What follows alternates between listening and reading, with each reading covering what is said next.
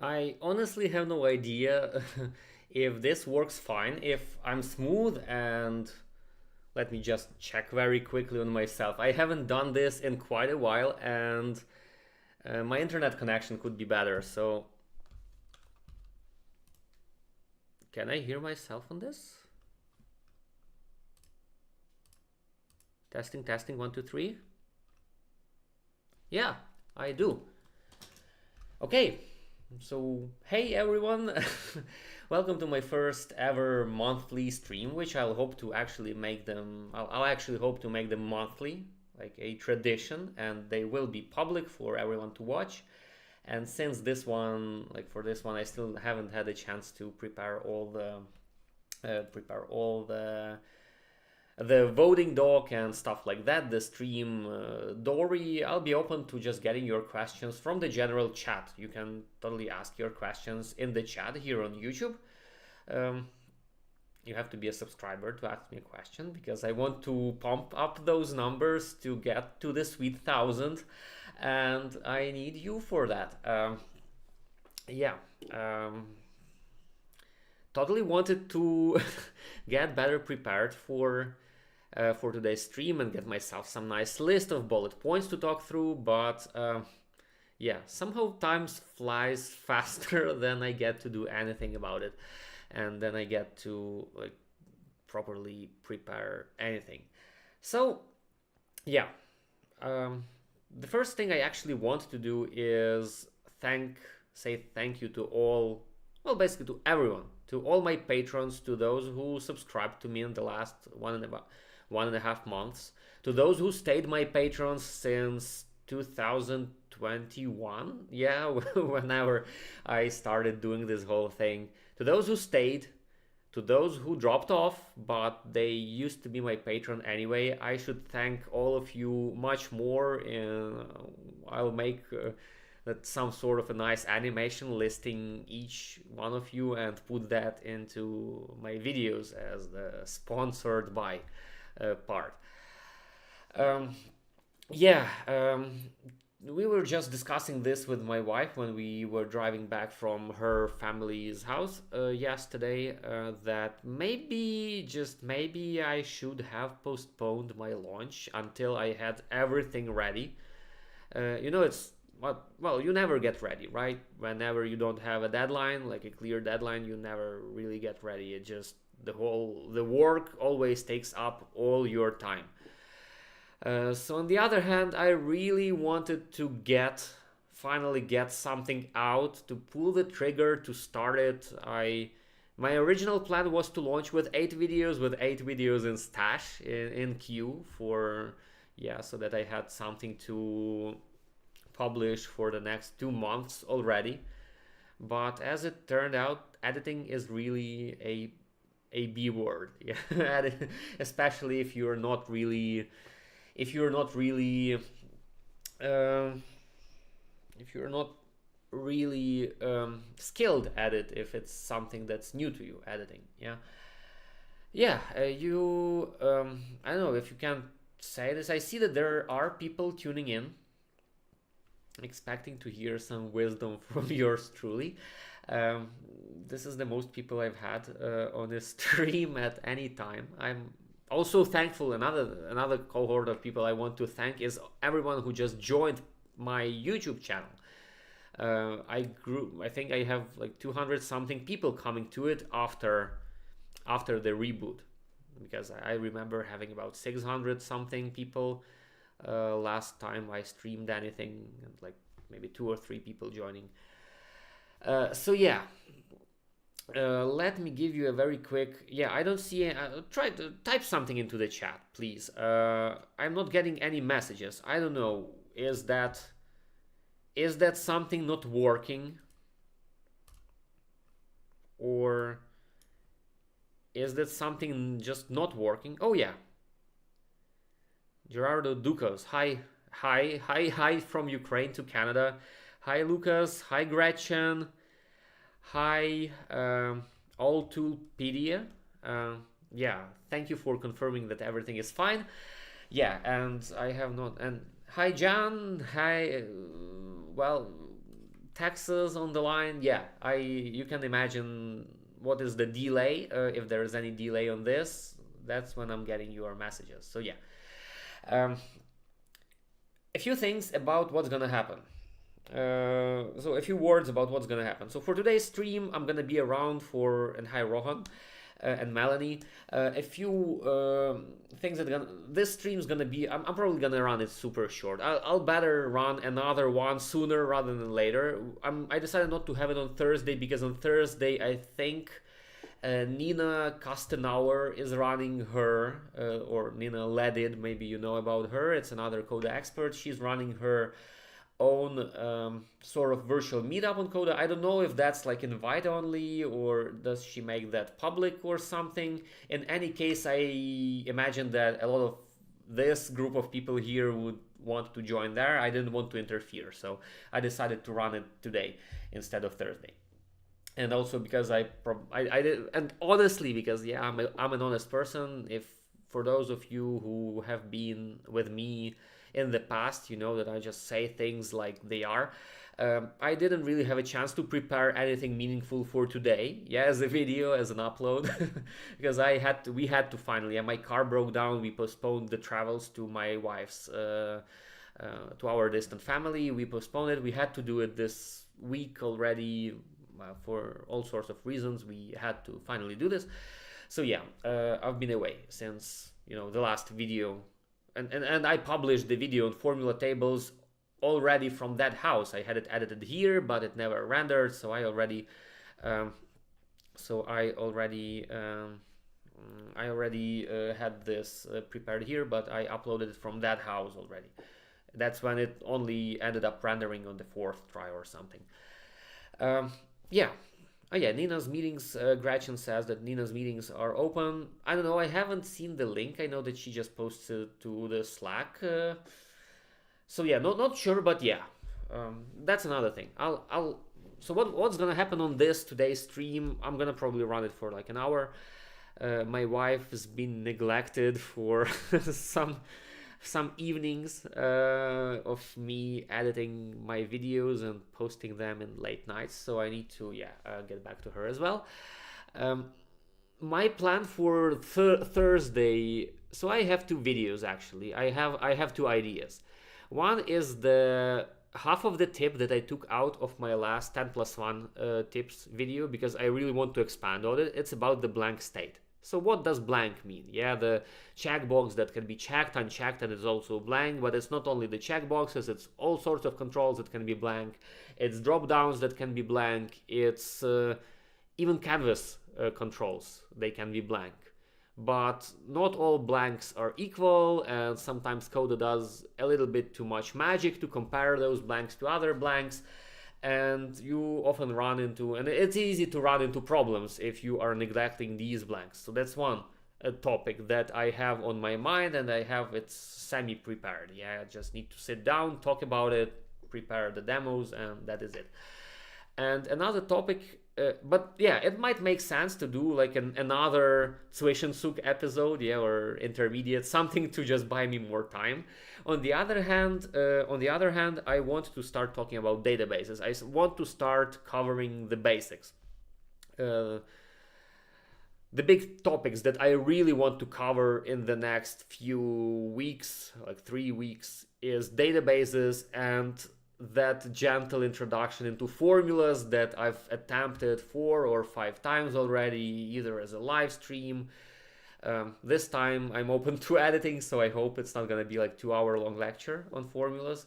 But yeah, once again, that easy way to explain formulas. But before that easy way to explain databases. That is what I want to do. So I'm thinking maybe this is what I'm gonna do tomorrow. Like I'm gonna start recording on databases. I've had ideas from you on Patreon. I've had you saying that I should split it down into multiple episodes, just so that it's easier for me to keep my sanity. Because the episode on buttons, I worked on it for. If let's say I would work on it day to day, yeah, every day, that would probably be a month or 3 weeks working on it. because I only re-recorded the script like 4 or 5 times. I talked about all things buttons until I got to the version that I liked, and then I started recording and preparing and recording all the demos. I don't want that to happen again because it's very exhausting, yeah, to do it like this. I want to keep the pace. At the same time, I realized that talking about everything databases should probably be one long video. But I would probably split it down into some sort of an introduction into the spreadsheet thinking way of things, why it's hard to think in databases when we are used to doing things in sheets. How to start thinking about Coda tables, that you don't really have to think about tables, you have to think about entities in your system. Like if it's something about patients in the hospital, you need to think about doctors as one kind of entity and patients as another kind of entity, and then rooms and services, kinds of services, checkups, like all you have to take your business structure apart like that, yeah. And only then, when you have this mentally collected, you start building tables, like one table for each entity. um, um, yeah, getting in questions, I'm gonna handle that. I'm just gonna talk through what I had on my mind. So yeah, maybe I'll start splitting those down and talking about these. And the blank state, it's a useful video, but it probably makes sense to talk about that once we've gotten the databases out of the window. Really, so far, my schedule, like my programming, the order of videos that I launched, wasn't really dictated by what made sense to launch. Apart from the first 4 episodes. The first 4 episodes, I really wanted to impress. Yeah, I wanted to show that, okay, I'm gonna tackle different topics. I'm gonna impress. I'm gonna impress with the sorts of stuff I'm touching. Yeah, that all sorts of topics that you and some other experts and Coda themselves wouldn't even think of. So that was my motivation for my first few videos. Um, I Actually, it's a bad idea to click and also try to talk. So I have a list. I have a list of topics I want to talk, and it all went a little bit wayward. Yeah, from that, it went a little bit off. That's because, yeah, I never had that's what I started with. I wanted to actually have some videos in my stash, yeah, prepared, but it was already taking so long and I kept postponing the launch. I decided to just pull the trigger, to launch with whatever I had, and then basically try to catch up to the schedule and record what I could record in time for the next Monday or Thursday, and I even missed the schedule once or twice. So yeah, I need to catch up, and that's why I'm probably gonna make some shorter videos, and I hope you don't mind me making some shorter videos and maybe not trying to combine everything into one single video like for the database topic, but I'm gonna just make them shorter. Another thing that I want to ask your permission to do, and yeah, please write in the chat if you're okay with it or if you feel offended by it.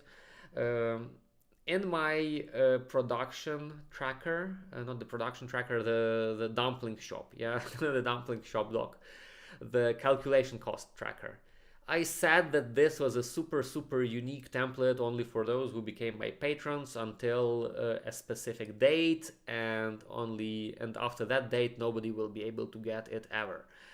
I have to admit this was a brain fart because, to think of it, nothing really prevents any of you or anyone else from just recreating it and selling it and marketing it as, okay, this is the dog that you cannot really get, but it's a totally recreated dog from Paul's video, and just get all the juice out of it. Yeah, start selling it as their own. So to think of it, are you gonna be okay if it's just gonna be me actually offering it to the outer world as a paid template, even though I promised it wouldn't. I wanted to re-edit that episode anyway. I wanted to make the intro shorter. It's just me talking about how I'm not doing the databases episode for a minute. I wanted to make it like 5 second long intro.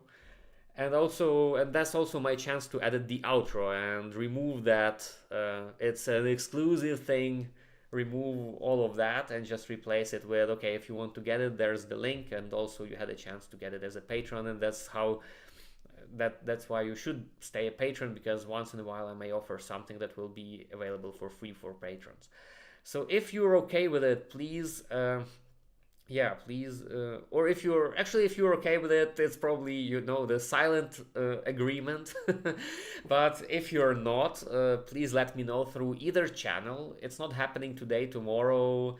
Whoever of you will be catching this live stream in a week, that's fine too. I just let me know if there's something that you are not happy with. Because really nothing prevents anyone, I don't know, any person from the Coda community, any newcomer to just copy it and sell it, and I can do nothing with it really, because perhaps they are in the USA and I'm here in Ukraine and we cannot travel abroad because of the war and the borders are closed for us male citizens, whoever may. And I cannot even go and fly out and sue the person for the $60 they may make out of my dog. Gretchen, that is correct. Patrons will get it as a part of my membership. I am, again, another thing that I have to ask forgiveness out of you. I am yet to sit down and do the doc, to give out the docs, to make that automated. I can do this manually for now because there's not so many of you. If I had like 1,000 patrons in the first day coming to my Patreon, I would certainly make this my priority to to automate the giveaway of docs. The copying and sharing of all the docs that I do for my videos. For now, it's just that, for now, it's just that I'm really prioritizing video and catching up to the schedule and trying to make some room for, whatever comes next. The docs, if you need them, all it takes is drop a line on my Patreon DMs, the messages. I read them as fast as I can, and I'll just share a doc with you manually. I did this a few times already with a few of docs and a few of patrons. Just message me and I'll share it with you manually within my working hours. Whenever I have a look at my computer and I see your message, I will just share it manually with you.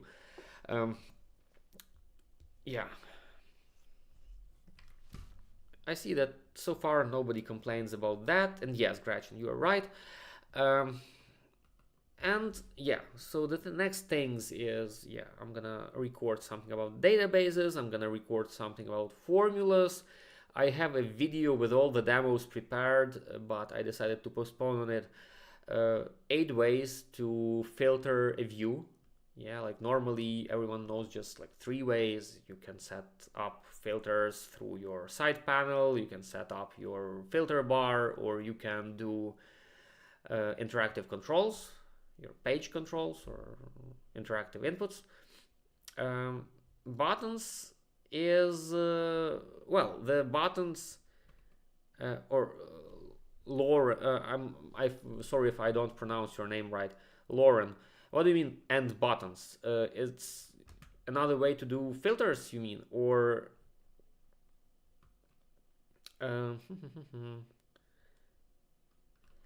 or do you mean something else to talk about buttons? Because I think I covered pretty much all about buttons. There's just one thing that I forgot to talk about regarding buttons. I didn't touch on mobile. I forgot that mobile version of Coda existed. I pretty much never use Coda on mobile. Everyone knows, the mobile team is really understaffed. As far as I know, and maybe I'm not correct. Maybe I'm not correct. But I think I've heard that there's just one person working on the mobile version of Coda. It's like not really a priority, and because, well, Coda has their own internal analytics. They see that how many people are interested in this right now. They just allocated resources elsewhere.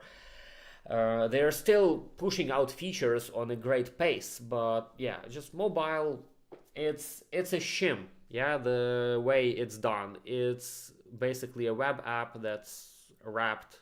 If it's a Coda app, it's just a web app that's wrapped in a app-like shell. I think they use some sort of like Cordova, or there are ways to package things, which is one thing. Which is one thing. Which is one thing that there's also one video that I have in my pipeline. There are some Coda haters on YouTube that say that, oh wow, my Notion is better, and Coda sucks. Notion is better. Because Coda has an app.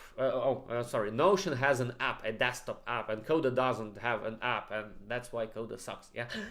But the fact that Notion's app is actually also just a web app packaged in Electron shell, which is basically just a Chrome that doesn't have tabs. That is it. That's literally what Electron is. A few SDKs to better integrate into your system, but otherwise it's just the same regular web app underneath. Absolutely no advantage whatsoever of running it in Chrome. You can also just take your Chrome tab and create a app out of it, store it, save it to your desktop, and open it without tabs, and that's just gonna be the same thing.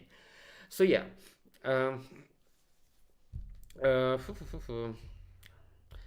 Yeah, about buttons. Yeah, in my buttons episode, I said that there's gonna be a bunch of other episodes on databases, on formulas versus buttons. Yeah, that's all in the pipeline. I have a doc with the list of things, and I drop down ideas into that doc. One day I will make it more open to you. It's just that it's like a kitchen sink of things. It has some demos when I'm just trying out different formulas, as well as because I just have this doc opened most of the time, as well as some script ideas, as well as some just episode ideas. Also, I don't share it because it has these 10 plus 1 things episodes that I have. I have about 100 topics that I am dragging into groups of what goes on the first video, what goes on the second video. The next one is not going to be 10 plus 1 more features you didn't know about Coda. The next one's probably going to be 10 plus 1 things that help you speed up your workflow, 10 plus 1 things on Coda security, 10 plus 1 things, 10 plus 1 quirks about Coda, and there were some tricks that I actually wanted to include in those first few episodes, but I didn't because I thought they were a better fit for those few thematic roundups, like all about the security or quirks, like the fact that when you create a pack, it actually is created in some of the workspace. It's displayed in all your workspace, but it actually is assigned to one of the workspaces. And that actually matters because only in that workspace it's going to be free, even if it's paid. And in that workspace you have to set up your Stripe account to get the payout. So this matters, but it's not obvious when you start working with packs. So things like that. Thank you for sharing some love. Yeah, Edward, thank you. And Cozy, yeah, I totally think that many people should just give Coda a try. I know Coda it doesn't have that polished UI of Notion, but I tried Notion I had to actually try Notion because there's one thing I just shouldn't say on the stream just yet. But I had to try it out just to, even for that buttons episode, to see how it works, what is now possible with Notion. Somewhere in my pipeline, I have a video about like a short comparison of Coda and Notion. I have this actually as a category of my videos that I plan to do, like 3-minute videos of Coda versus other tool, Coda versus Asana, Coda versus Trello. And in these videos, just 3 minutes, I want to focus just on one thing that makes Coda so special, how it solves something that the other tool cannot do. Like in Trello, Coda versus Trello, I have this idea for a video that will probably be the first one in the series. In Trello, yeah, you have boards and you have cards, and in Coda you can actually have one card be displayed on different sorts of boards, because a card can be grouped by, like, you can have a page of cards grouped. Oh, Virginie, okay, where have you been? I've messaged you, I've emailed you. I really I was really worried for you that something happened to you. Please don't disappear like that. Happy to see you on the stream. Um, yeah, whoever doesn't know, the person who goes by the username PCH, which is read like Pushu, like Mushu, the dragon from Mulan, but with P in the beginning, and who has the user picture of the cat. This is actually the highlight of my today's stream. This has been my accountability buddy. This person has been actually attending, I think, each and one of my streams. And now I know the way to summon her in the chat, or actually bring her back to life by making a live stream. So super happy to see you. I hope you are well. That is actually something, yeah. I hope to hear all about it, because yeah, I haven't seen you in a while, really. Forgive me, everyone. This has been a very happy reunion for me. Um, I was saying, gosh, I totally lost track of what I was saying. I've had my share of mental health stuff, and it seems like I'm becoming a very slow thinker, and I'm getting that brain fog, and one of the reasons why it takes me forever to edit my videos, because yeah, it's just sometimes hard for me to collect my thoughts together,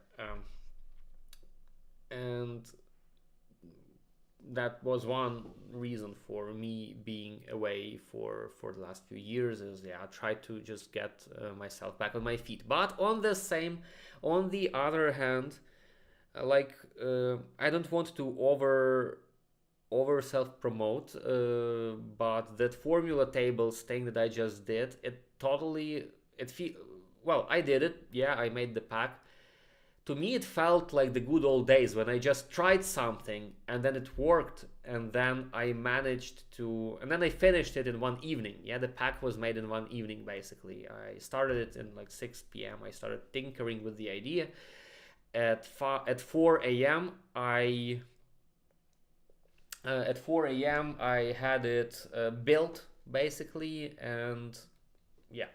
And that was it, and I just tweaked a few things, and before I actually released it, it kind of reignited my belief that I'm still capable of doing mental stuff, and mental in all meanings of this word. But no, I could still, yeah, my brains were not fried to the end. So this gives me hope, yeah, that I can actually pull this off. I can actually finish doing my videos. I can actually launch a course this year. Again, this stream is just me talking about many things. My plans. One of my plans is to make a super basic course that I will probably put on Udemy for everyone, with like super introduction to Coda, and not even focusing on Coda that much, but how to build yourself a productivity tool. Like all sorts of, like, build yourself your perfect productivity tracker. That's my idea. That's what I want to teach. And use Coda for that. Because why not? Because Notion is already crowded. and with Coda you can do things that you cannot do with Notion. So this is my idea, like build yourself a productivity tool. Start with a simple task tracker, bring it into projects, do the collaboration, do the time tracking, do the Eisenhower, do the GTD, do the whatever, yeah, do complicated indefinitely. And if you feel like that's where you should draw the line, you just stop your course like that, right there. So this is my idea. I'm giving out this idea, I hope, but at the same time I'm calling dibs on it. So don't steal my idea, whoever's watching it. This is what I want to do. Yeah, Lauren, totally my story here. The war started, I already, yeah, I think if you're a patron, you already have access to all the posts, and I had a lot of streams, and there were streams like from the end of 2021 where I was already saying this, that I want to ditch client work, I want to get into creating content. I just got a Coda Maker Fund grant back at the moment, and I had this whole table of sticky notes planning out the course, what kinds of videos I will do, I will make. I had a drawing board with also some sort of schedule, when I'm gonna film this, that. Now I know the schedule was completely unrealistic because I had it like 3 videos in a day. The kind of videos like I'm doing now, yeah, 3 in a day. Totally unrealistic. Nonetheless, that was my hope for 2022. Then the war started. Yeah, we managed to have a wedding just before the war started. We managed to buy a house, and we didn't even move in. We didn't even have a chance to move in, and the war started. And we were helping there a lot.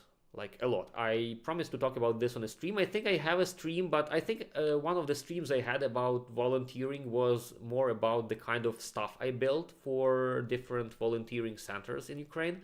And I had a stream where I talked about that there were like lots of people living under our roof, because we have 4 bedrooms here, and and also in a hallway there is a couch, so we had like 12 people staying under the same roof, because we were handling a lot of volunteering ops back at the moment. So that's when I think that was the last, or one of those streams where I talked about this. So one day I will talk about it. I just, again, want to keep this shorter and actually answer some Coda related questions, not just talk about myself.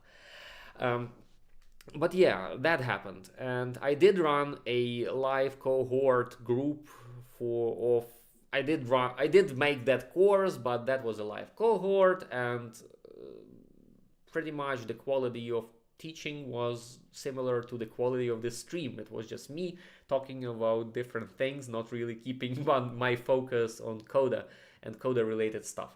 So yeah, everyone who's been on that charity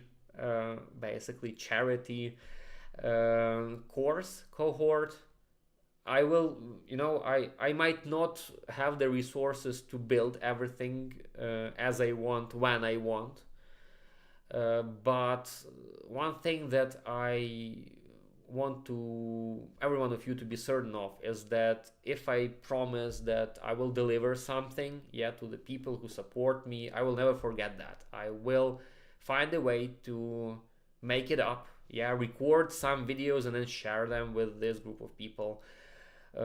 Well, generally, so some way of redeem myself. I haven't made that learn formulas in X minutes guide, the one that I planned to make, the learn formulas in X minutes. I totally wanted to, but I didn't get enough interest. I had to scrap the idea. I had to get some client work while I could, and in the end there is not gonna be that guide, probably. It's just probably not gonna happen, but all the things that I wanted to do in that guide, all the illustrations that I wanted to do in that guide, I will make them for videos on my channel. So all the intro into formulas, how to understand formulas, I believe I have a way to teach you how to understand those like 40-line long formulas, just to make sense of them. I have a way to teach you that. I will make a video on it. So in the end, the content is gonna go out. Yeah, the knowledge, I want to share that knowledge. I think I've learned my lesson, and just generally by observing other people doing their things. I have a friend who's just putting out all the content for free, and he's still managing to sell the courses as an experience. Yeah, it's homeworks and mentoring and office hours and stuff like that. So this is what I ultimately want to do. I just want to get everything I know out, because there's no point to keep it just to myself. Yeah, it's after all, I'm just showing that I know my stuff. Yeah, and I want you to know your stuff and go and apply it in different companies, whatever you do. But in the end, I'm still gonna be selling some courses, but it's gonna be focused on experience, on actually not you will already have all the videos that you will be able to watch. It's already gonna be on YouTube, but there's gonna be also assignments and homeworks and stuff like, and even competition. So I'm gonna, whoever I manage to get into my groups, I'm gonna split you down into separate groups, into separate subgroups, and you will compete with each other. Yeah, how does that sound? So yeah, lots of plans for this year. Hopefully I can pull this off. The Patreon is a little bit slower than I anticipated. Honestly, I anticipated it to grow at a higher rate, but thankfully there is still some runway. I still want to do this. I'm getting a little bit tired. Yeah, it's not as new as it used to be. I do want to have some time off, really, to recover, regenerate, I don't know, replenish my resources. But yeah, I think that just going with simpler videos for a while will help me, and hopefully it just grows. You know, YouTube is not a sprint, it's a marathon, and so is Patreon. Gretchen, yes, the Michelin style builder certification program, absolutely. This is something that I really want to do, like my own network of experts. However, I don't want to open all the cards just yet, but compared to what I was saying back in the Superpowers course and in my past streams, it is a little bit different. I see it a little bit differently. I've been inspired by Bill French. You probably know this person in the community.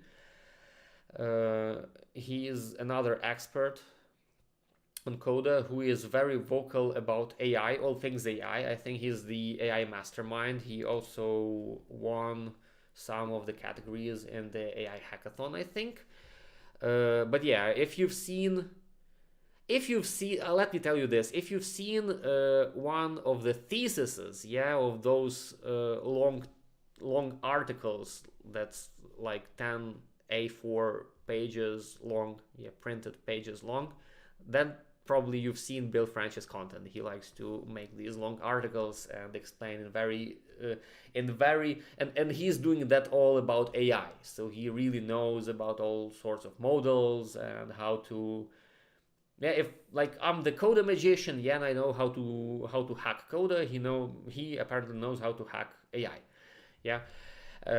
And I got really inspired by his case. He shared it recently. I don't know if it's. I need to ask her. I think I need to ask for permission, whether I can share it or not for everyone, because it's not just a patron stream. Yeah, it's a public stream for everyone. I need to ask his permission. But yeah, his recent use case that he shared. Basically, it's about how he made a lot of money in a very short period of time by applying his knowledge of AI and basically just using Coda as a tool, as a it was not a Coda project. It was not about Coda at all. He just happened to use Coda to present the results. And that actually clicked it for me, that I don't really want to teach a network of Coda experts to become Coda builders, like Coda builders for hire. This is not where the money. This is not where the money is. The money is when you know your tools and you know that engineering mindset. Yeah, how you solve problems with this or that tool, and you go and you apply it to your own work. Like you are a doctor, but you apply your Coda knowledge to systematize some of part of your work.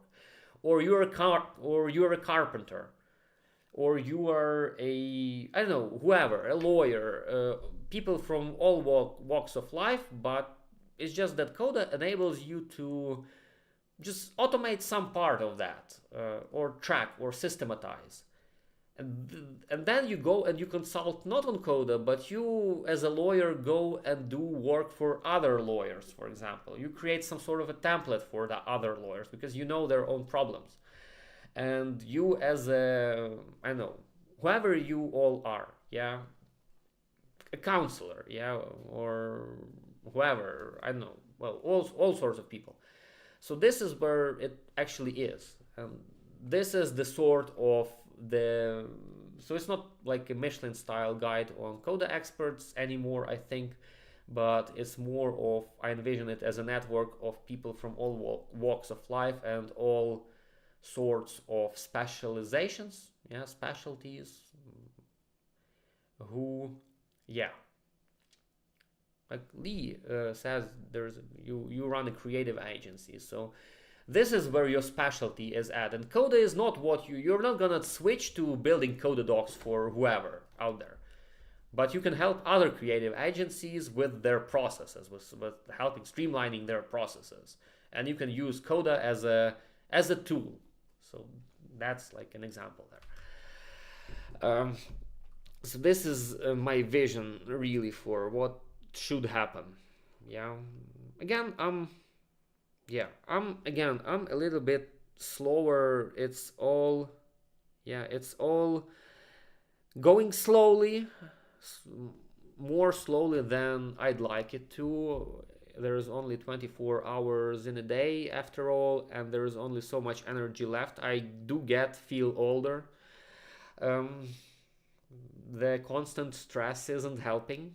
You know, I've been, again, for those who didn't have a chance to catch me on any of the past streams, I am safe. I should probably start with that. I'm safe. My family is safe. We live in a city that is as distant as possible from everything that's happening.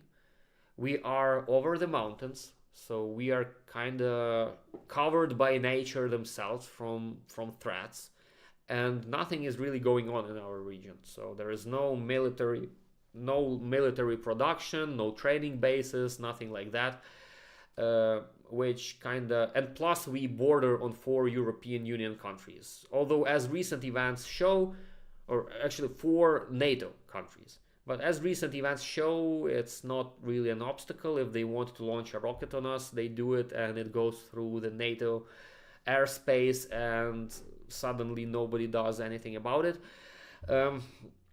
But yeah, the fact that they can miss by a few kilometers and it lands actually on a NATO territory probably makes us a little bit more shielded than the rest of the country. So I don't know, if my wife believes in some sort of, well, my wife believes in the fact that our souls get reborn and that we get that transcendental karma. So the fact that I've been born here is somehow connected, that I've probably been a good person in the past, and that's why I'm not as affected. So um, out of all, yeah, I've been more of a, more of a science person than that. But in a way, if you choose something to believe into and it helps you, make sense of why you've been luckier than somebody else, and it gives you that answer for your own peace of mind, then,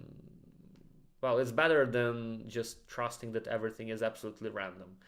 So I'm choosing for these years, I'm just choosing to believe that as well. Anyway, I'm wandering off. This is what I would edit out, yeah, normally when I'm working on my video. I'm giving you the taste of my past streams. Uh,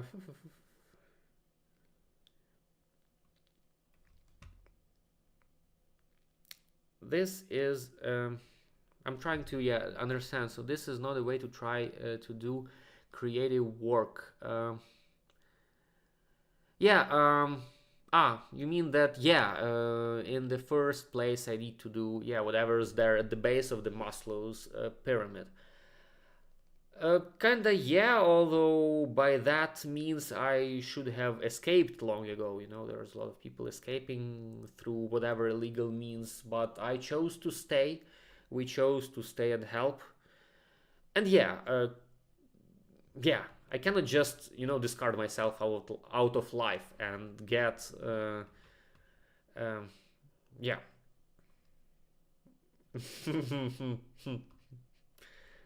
uh, No, but okay, no, creative work is important because, yeah, the last year has been, as I said, I think, I don't know how many of you watched my Patreon whining video. Well, I tried to, yeah, give some context into what was happening. I started to, I got, I started to drift into oblivion by not posting anything, by not doing anything, and oh yeah, Janice asked a good question. Am I at risk of being drafted? Uh, it's a good question because we all are at risk because they can just change the legislation. Right now I have a thing that I'm basically in the I'm basically I have a thing that prevents me from being drafted, so they cannot draft me legally speaking. And I hope, well, they are talking about changing the law about all the drafting situation, but according to all the last developments, I'm still immune to being drafted. That's why I can keep doing what I'm doing. And if the law is changed, I have well, this is actually a thing that bothers me a lot because I do not want to think of myself as better than those who get drafted. This is a very big dilemma for many people here, and this is a moral dilemma for me. We put all our backs and souls into volunteering, into helping internally displaced people, helping the military, uh, routing all sorts of humanitarian stuff. I don't want to think of myself as a person just avoiding my fate. Even though it feels at times that I am, and yeah, I should be out there, yeah, because I'm not any better. On the other hand, I can do so much. On the other hand, I've never been in a fist fight in my whole life. I've been avoiding all sorts of conflict all my time. I've been trying to solve things with my uh, mind, yeah, all the time. So I've been in my school. I've always been that nerd, yeah, who was just studying and avoiding all sorts of boys be boys kind of thing, um, and and that, yeah, basically that. I don't think I have any chance. I don't stand.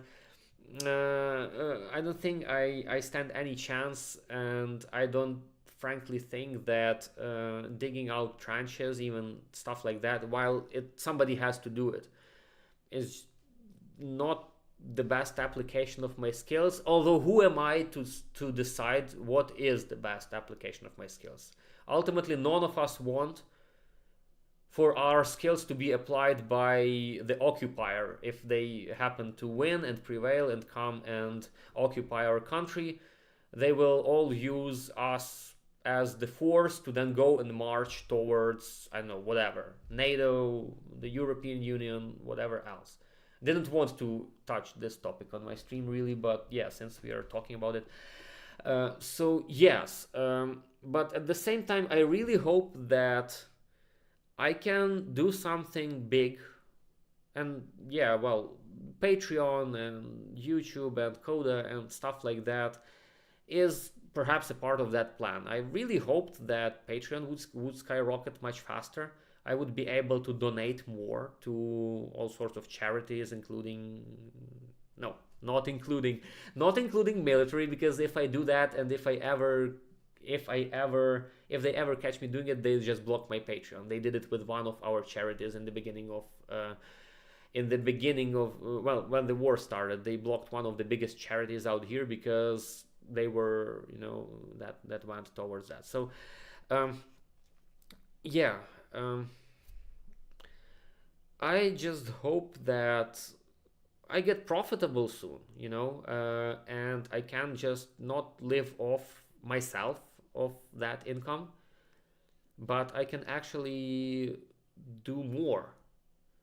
And not just that I would donate a lot of that. I'm doing that. Yeah, I'm doing that. Not that much, not as much. I'm not donating as much effort as I used in the beginning. I am actually also fighting a little war of my own. Not cancer, because that would probably the first thing that we would think of. But I'm having some, again, something I wanted to keep for patrons only, but still having some personal problems with reproduction. Yeah, we cannot conceive basically, and I'm in medication for that, and that also takes quite a lot out of our family's budget. So this is the other thing. That just, this is ultimately the thing why I decided that, okay, I've had enough with client work.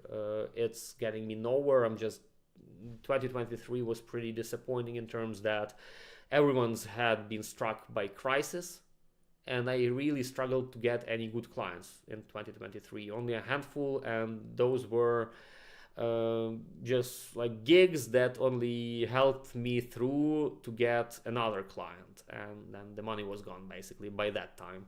That's why I decided to make this pivot into something that hopefully scales better, making videos and just getting more people interested in Coda, getting more people support my work like that voluntarily. I totally open to share a lot of it. I don't want to keep it gated. Still, I don't want to keep it gated. It's not meeting my goals, but I don't want to keep anything gated. I just hope that maybe one day some person from some company, miracles happen. Some person from some company, some big company, sees my videos because they are evaluating Coda for themselves. They see my videos, and they either decide to sponsor me massively, like with one of those 3 golden tickets that I've been talking about, or just do it. Yeah, I don't know. So I'm just hoping for a fairy tale lady. Yeah. Monetizing Storyfy and Carouselify. I have been thinking about making that compose images pack a paid one. Actually, no. Edit images would stay free, and the compose functionality would become paid. The Storyfy, Carouselify, I don't know. Did it really take off? I see that people are trying it out, but I don't really know if people are actually using it. It's a novelty. Storyfy and Carouselify, I have to admit, it's a novelty. It wasn't my big bet for the win. It's just, I think it's actually a pack I made out of spite, because a year earlier I lost the hack. I think I won the participation award, the community vote prize or whatever, but not the grand prize, or not even the third place that I really hoped for, because I hoped that I had made something really novel for Coda, not just a pack that would connect to some API, because everyone can make that, in my opinion, and I wanted to make something interesting, more interesting than that. No, I don't hate Stripe pack. I don't use it because we don't have Stripe in Ukraine, and we don't have lots of tools in Ukraine that you have over there. And that is why I don't know what's the next big thing to make a nice pack for, to get millions of income, just because I've covered that tool. So Carouselify and Storyfy, Lauren, you can find it if you open the video 10+1 more. 10+1 more tricks. It's linked, or it's linked in the description, because I talked quite a lot about that, the whole story in the end of my video. So yeah, I didn't win that hackathon. So this was like the last minute idea to combine that with AI and build something for this hackathon. I actually betted on the rejection ladder generator or brain dump or something like that for the win in their own category. So didn't really hope for Storify Carouselify to win. Yet, you know, God works in miraculous ways. Yeah, and that one actually won the grand prize. That one was unexpected, I think, of Coda, and that's why judges decided to award that one. No, it has potential, but I just don't know if realistically that's something that can be monetized that nicely compared to the effort it would take to make it presentable. I should start answering questions I guess. So the best performing pack from a monetization stance, I only have one paid pack, Sync Tables Pro, which again is not finished. I am yet to create documentation for it, and it doesn't have merge tables. I scrapped them from the released version of the pack because I changed the row level access model in the end, and I couldn't find a nice way to incorporate it in the merge tables, because Sync Tables Pro is not so much about crossdock, but it's about security. It's a different model than Coda offers. Basically, with Coda you get a token, that then you sync the whole view or the whole table, and then it's token based. You want to change the doc you're reading the table from tough luck, because that API token is only connected to that particular table, and stuff like that. Yeah, and I wanted to do it differently with Sync Tables Pro. Should have called it Sync Tables Bro. So that you could swap tables, and also you could use views instead of master tables, and it would even relink stuff. To tell you honestly, it brings me something like $113 per month. That's the number I have on statistics. I have one client, one big workspace, an enterprise workspace, who bought it. I think it was 3 something K for a whole year. So they were charged 3K for a whole year. Or actually, I got 3K for a whole year out of them. And I think in a month or two, maybe in May, they're gonna renew, hopefully. So I'll again get that one big lump of cash on May. But yeah, it's just like one person. So that is, yeah, but other than that, $100 per month revenue on that pack. I have a very nice pack in the works, very interesting one, but again, it's only targeted at power users. HTTP, it's the one that can turn your Coda doc into a server. It basically wraps, I have my own backend for it, because it sends a request to an automation in your doc, and then it waits on the response from your doc. But on my server, it actually holds the connection and only answers it. Let me see, I have it in the community. I've just, with this thing, let me see if I have this on the Coda community.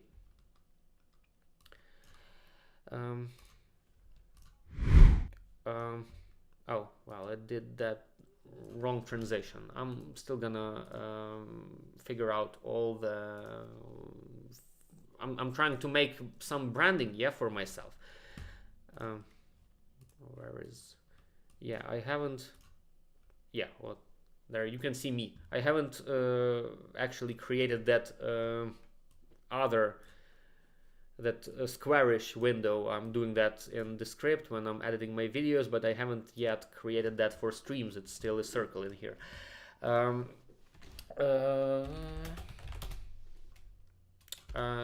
the HTTP pack. Coda as API.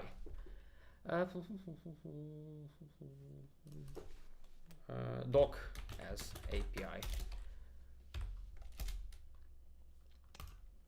Yeah, that is an interesting thing that I'm working on. It's basically, yeah, you send an API request that's gonna be responded in the same request response cycle by your Coda doc. So yeah, it goes through my own server. I have here a little diagram. So your code makes a request, my server holds the connection and sends a request to Coda webhook. It gets scheduled. At some point in the future, your doc responds to my server, and then my server sends the response back to your code. And to you, it looks like a request that's just one request response. Yeah. And the benefit of using this over Coda API is that you don't have to request it row by row through the rows API. Yeah, if you just send something to the webhook, you're not gonna get your answer. You are sending a request and all you get is that, okay, 202, it's scheduled to be executed, but you don't get the response. Working with Coda API, the schema that you're dealing with is not really that nice. Like you cannot just send a response that's a list of I don't know if you can see anything in this GIF, but you cannot just get a list of tasks, from your doc. And also this thing, when it runs, it uses the latest version of your doc, whereas in the API you can get a stale response that's like not as fresh. So this is one thing that I plan to finish eventually, and maybe this gets some interest. But yeah, it's for power users really. And formula tables, I really hope on. I hope on formula tables. That's something that's gonna be understood by a wider audience. Maybe more people pick on it.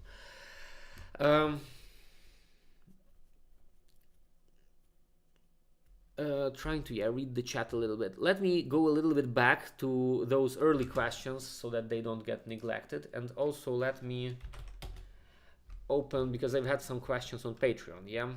Let me cover these before I drop off in like another half an hour or something. Gretchen, see you here and see you in the chat. Packs that as a lead generation tool. I haven't been lucky to do that.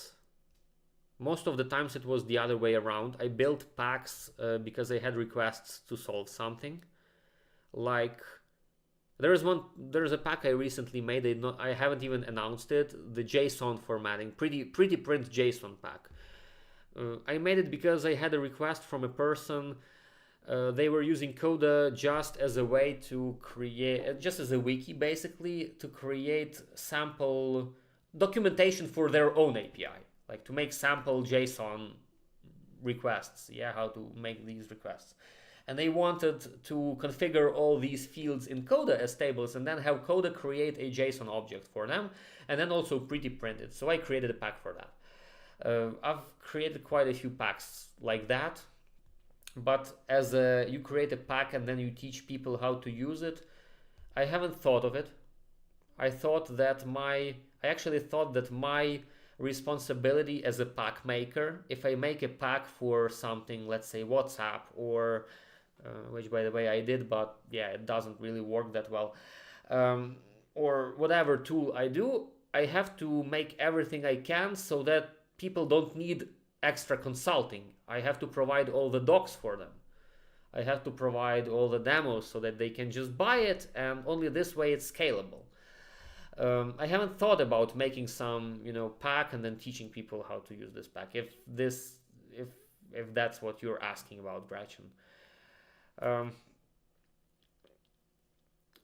If that's what you're asking.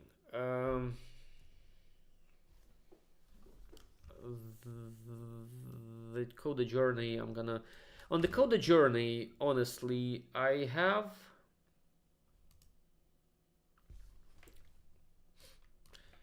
let me just very quickly find it, if I can find it. Oh hey, there's me. Um, this is this my own normal account, yeah, YouTube. So Coda meetup fall. Yeah, I even googled it recently. There is a whole video from forever ago. Lots of faces here. Familiar faces. 3 years ago, yeah, 2020. I was still in my first apartment. You may actually recognize it from some of my tricks that I published back at the time, like on personal filters. And this is where I basically I tell everything about my journey. So I really found Coda by accident. Yeah, to give you a very short recap, I found it by accident. I was procrastinating. I was at the moment I was an Android developer. I was working on some of my Android apps, and suddenly I was just stuck with something. Let me open up myself in webcam view. Gosh, clicked against something. Anyway, I was stuck with that, and the website that was very popular at the moment, and I think it still is, Product Hunt. This the website where all sorts of startups try to find their place under the sun. And Coda was running a hackathon there, and I was hanging around on Product Hunt because that's where I was promoting my Android apps.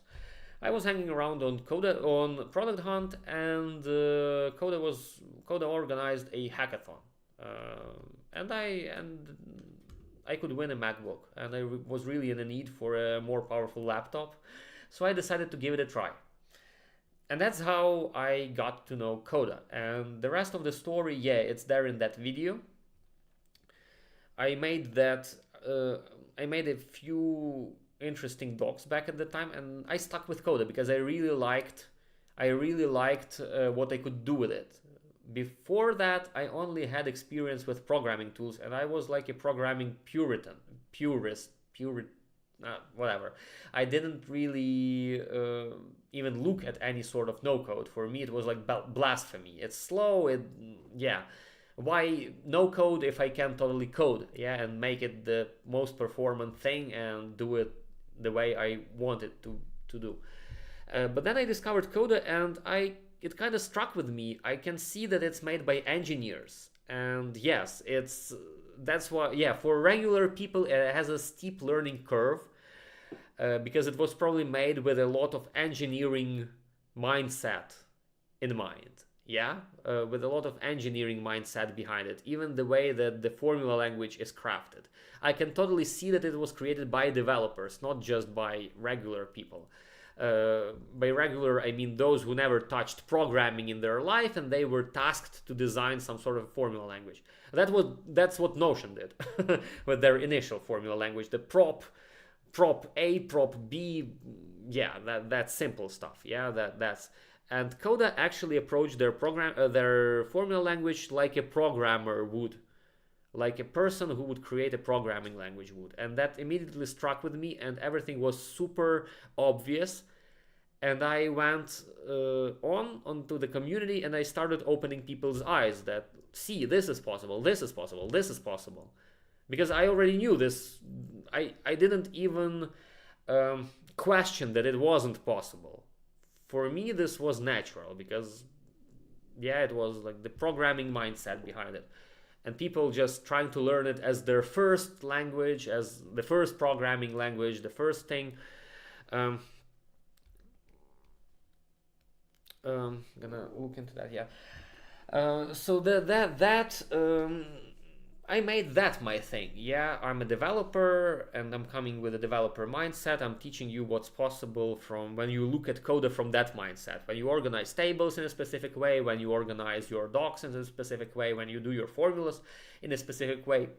If you look at my latest video on formula tables, you can even see that I make my with name formulas in a specific way. I don't just nest lots of with names. I make them like chain after chain after chain. I calculate a piece, give it a name. Then I calculate something with that variable, I give it a name, and I have a separate video on that. So all these little things that you bring over, and that's what I'm ultimately teaching. I'm bringing some developers' skill set into the world of Coda. Yeah, I started doing that. People started liking it. Now I have. You can all congratulate me on my like-iversary. I finally have. Um, I finally have 5k likes on the community. So I've been holding that first spot for quite a while, but now it's a nice round number finally. Yeah, this is okay. Where am I? Here. Uh, um, so yeah, that's in a nutshell my Coda journey.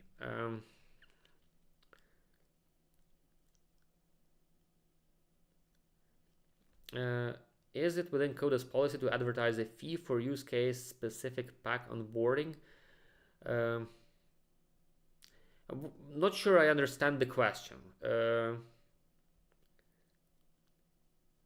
Not sure if I understand the question here. Use case specific pack onboarding. If I understand the question right, Coda does not try to get any sort of fee out of us makers. So it created a directory of consultants. It just gathered whoever it knew was a good fit to do consulting work for others. They are not trying to get any sort of referral fee. In fact, this is, yeah, like I know that Notion now tries to do that, like some sort of they try to get fee out of people doing consulting work on Notion. No, the marketplace is absolutely free for us. We don't have to share any sort of a cut. I think Coda is happy that somebody is willing to take some part of work off the shoulders of their own internal experts. They can focus this way. They can focus not on helping everyone, but only their like premier clients who would never accept help from not somebody from the Coda, from within Coda. Even though, yeah, I don't think I would give them worse treatment than any of the Coda customer services or, yeah, customer success teams would. I think they could totally get that from me as well. It's just that my geography really plays a big role. It's easier for them to hire Coda, pay Coda. Yeah, they know that these are faults from Coda themselves, so they must be knowledgeable. Yeah. Plus, if something goes wrong, they know whom to sue. Yeah, how would they know how to sue some bloke from Ukraine over some, I don't know, a country where war is happening? Yeah, so this is another thing that really doesn't help me in this regard. Plus, yeah, I'm like an external person who anything can happen. Yeah, so hit by a boss factor. Yeah, boss factor for me at the moment is I think two. I have a partner with whom I work, but um, still, yeah, still. Uh, um, so yeah, if you can elaborate on the question or whether I answered it. So Coda doesn't mind if you bring in a person who never pays or okay, I got a rephrase. In addition to per pack install, could you charge? I mean, I can do that. It's just gonna be like on my terms. I can offer it on my pack page. I can say that, okay, you need help with it. I can help you install it. Similar thing happened with my duplicate finder and merger. I just left a note there saying that if you need my help installing it onto your dock, feel free to reach out. I can totally like do it like 30 minutes of my time for a fee. Like I can do it for you. Nobody really asked, but not many people actually discovered that project, the merger. I think I only sold it twice or three times, and I installed it for a few clients myself. I just offered it to them, saying that hey, I made this thing. It's already like it's available, so use it. Coda doesn't mind, yeah, as long as I'm getting some people on Coda, that's like great for them. I don't have to meet any KPIs on how many people I need to onboard on Coda to like stay an expert or to stay a community champion. We don't have any sort of that. It's very.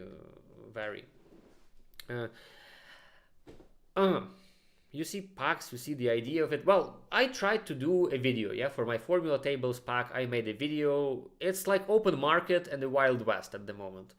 You can still there is no way to include any sort of feedback or reviews in the packs page. You have to figure for yourself whether you're gonna take this webhooks pack or that webhooks pack. Uh, there might be a pack that's certified by Coda, has the check mark, but this doesn't guarantee really. Let me tell you this doesn't really guarantee that it's gonna be the best of the bunch. Well, it may be the best of the bunch, but it doesn't guarantee that it's like really it wouldn't have its own share of problems. I actually did log a few bug reports, HackerOne reports on some of these packs as well that got them fixed. Coda had to reach out to the pack maker to get the security fixed because of my report. But yeah, or do you mean that I can be the person who will just guide all other people? I can specifically advertise for I'm your packs guy. Yeah, I'm gonna tell you all about all packs in Coda. I do want to incorporate some pack reviews, so eventually I will run out of topics to talk about Coda itself and how to build docs in Coda. That's when I can start reviewing packs.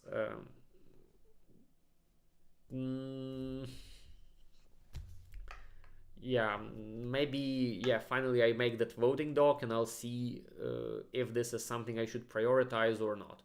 There has been another maker recently who emerged recently, Troy Larson, also goes by their alias Coda Magic. I think Coda Magic, yeah, I guess. You can easily find him by all the packs that are called like Magic, like CrossDoc Magic. Did they call their pack CrossDoc Magic actually? Because I remember when I wanted to call my pack CrossDoc Plus, Coda told me not to because that would be confused with the regular CrossDoc. People would install it. Maybe that was their plan, and I was just gullible to ask and get a no from Coda. No, rename it, please, to something else. That's how I got Sync Tables Pro. He has, yeah, something like scheduling magic, CrossDoc magic, something else magic. So what he does, I think I haven't checked out yet, but I know that he's doing it. He has a newsletter surfacing all sorts of packs. Yeah, so some sort of email newsletter and a website resource dedicated to surfacing all sorts of packs. I honestly don't know if he's making an effort to surface all sorts of packs or it's mostly focused on promoting his own packs, because that's what I would probably do, yeah. We all honestly are trying to just make some sense out of it. What I was starting to say, yeah, Coda packs ecosystem is like, yeah, a Wild West. You can totally compete so far. In the beginning, it was like, oh, somebody made a pack for, let's say, Stripe. Let's not make another pack for Stripe because that's unethical. Over time, that got raised. Nothing is unethical anymore. You can make, somebody makes a pack for Stripe, then someone else makes a pack for Stripe, then somebody makes a pack for Stripe and has the audacity to charge $10 per month for it. Well, not, it's a made up example, not Stripe, whatever. Sheets, Google Sheets, yeah. Something that couldn't be done very easily, a pack for Google Sheets. There were like 5 different packs, none really worked without workarounds. So all had some sort of workarounds. So some were free, some were just not working, somebody put a high price on it, and Coda is like, okay, it's an open market, we have no idea right now how it turns out. What really bothers me is that there is really no code review. Like, I'm confident in the kind of code that I'm writing because I'm coming from code background. I'm not so... I think this is the biggest problem with packs right now, is that clients, Coda users, are hesitant to use packs by third-party developers. Coda made a lot of effort to prevent pack makers from messing up. Yeah, you cannot really, you cannot really steal people's data, and there's a few things that, yeah, I've also logged a couple of security issues for Coda Packs platform. I'm gonna talk about pack security, I think, in a separate video. I have to admit, you can hate me now, because the fact that you cannot use custom authentication in your packs without a manual review is because of me, because I logged a security issue on it. That was me to blame on it, because you could actually steal people's data previously if with that method of authentication. That's why they made it manual review now. I would very much welcome some sort of manual code review on packs so that they are quality, because I've seen some people opening their packs, opening their code, and by coders' standards, it was not good code. Like, it was something that wouldn't be acceptable in a programming world, a code like that. But yeah, it's shielded from the customer, and the customer can only choose whether to trust this pack maker or not trust this pack, or in general, whether to trust all the third-party pack makers or not. So, yeah, if we could get, yeah, these some sort of, okay, this, like, Coda makes an effort to review like 10 packs a month at least, and put some blue check marks on them, because they are tested for quality, and edge cases. Edge cases, another thing that, like, a lot of things get overlooked. If you're not an engineer, you can overlook many things. Like, there is one in particular, there's like one example out of the blue. There is one pack that is certified by Coda that has a blue check mark, but it doesn't have sufficient checks. So with this pack, and I will not name the pack, you can do what's not intended to do with this pack. So you can edit the doc in a way that was not intended, that is not intended by this pack maker. It's a pack for some specific feature, but you can do something else with it, because you authenticate to it with a bit like broader permissions that are required for it. So it allows you to do more with it. It doesn't have checks on what kinds of URLs you supply to. So yeah, these things, sometimes I feel like I'm just bothering too much, but I'm bothering too much. Would I... gosh, questions are coming in. I need to tackle... I had a question on Patreon here in some of my earlier... in some of my earlier posts. Yeah, I think this was the person behind the Altulpedia, yeah, account, I think. If I understand correctly, if I can, because yeah, they use a different account for,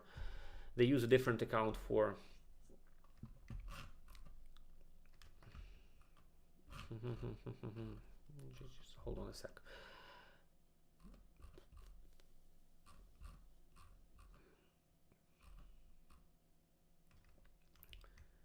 Okay, I had one question, interesting question from Boon Shin. I hope that I am pronouncing that correctly. Do I have any tricks to determine if a Coda user is using light or dark mode? There is no way to tell whether Coda user is using. I was wondering myself. Unfortunately, there is no way to tell. There is a thing in packs. It's actually an interesting idea for a pack, whether I can pull it off, like to load a different image if the user is in this or that mode. When a pack returns you an SVG, a vector graphics, you can include both the light mode version and the dark mode version in the output. Yeah, like your curves image, like your curves for the dark mode and the curves for the light mode. And I think you can even make colors different. So if it's a vector image that your pack is returning, like a chart, yep, charts are vector by nature. You can have different colors for whether it's a dark or it's a light mode. You return both, and then Coda just hides the dark part if you're in a light mode, and hides the light part if you're in a dark mode. So if you wrap your result from the pack, like maybe you wrap your image, icon, whatever, in this SVG, it can return you different stuff based on whether you're in a light or dark mode. But you really have no way, like you load the whole SVG, so even if you run a formula on it, you'll get the whole result, the whole response, not just the portion. The pack backend doesn't know whether you're in light or dark mode, so nothing that you can use formulaically, unfortunately. Another question here in Patreon: I only use Coda for personal things like building habit tracker, a few basic docs like yeah, how do I think for building an agency OS system?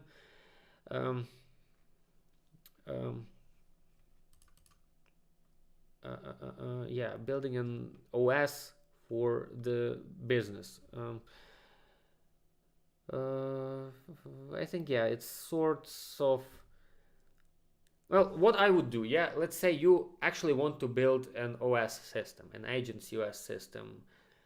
I would split it probably down into separate docs, because ultimately I'm just dropped off of an interview with another great maker, Mika. You probably know him from the Chick-fil-A submission to the AI hackathon. He's also started doing YouTube, so shout out to him as well.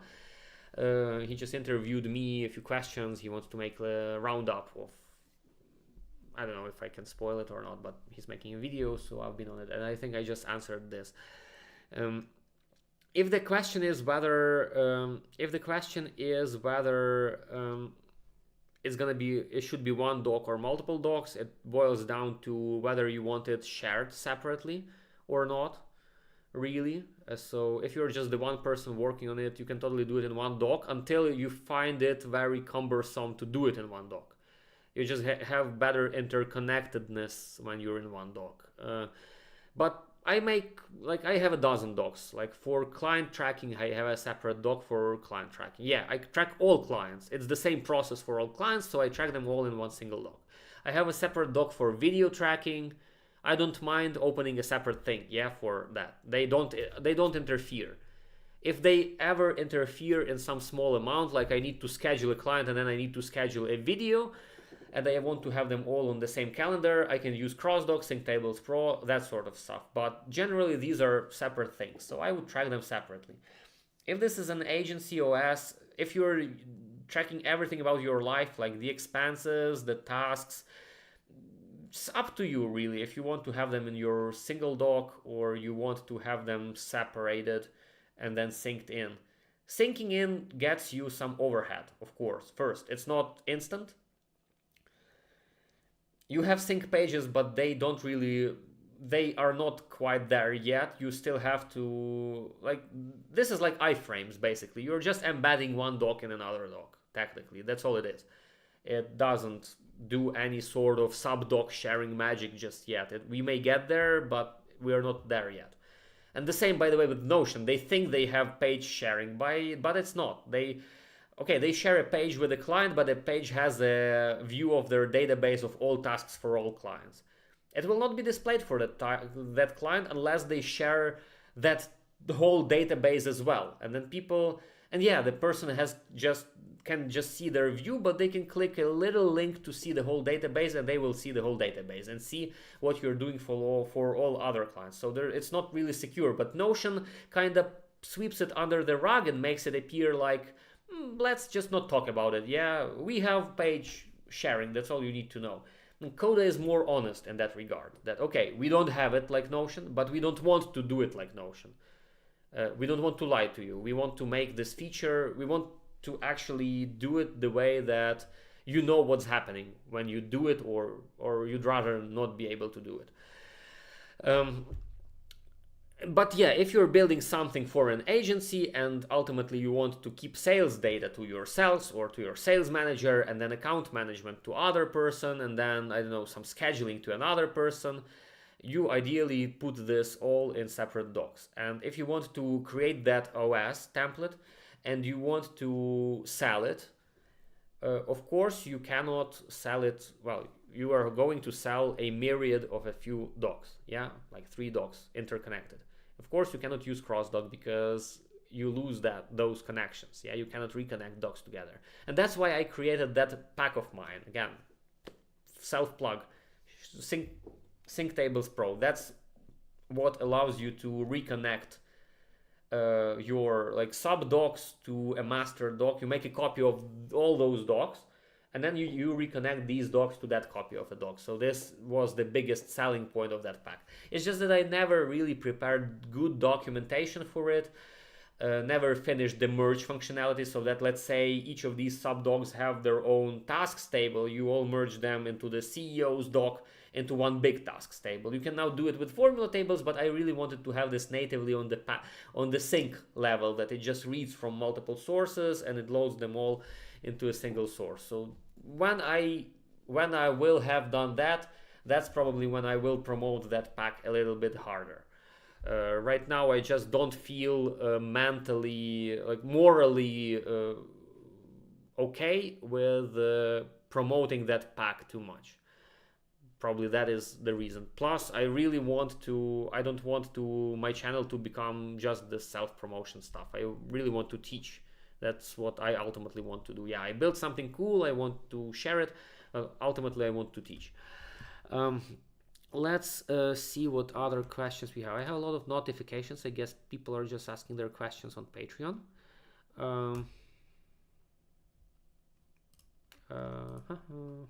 No, it's not.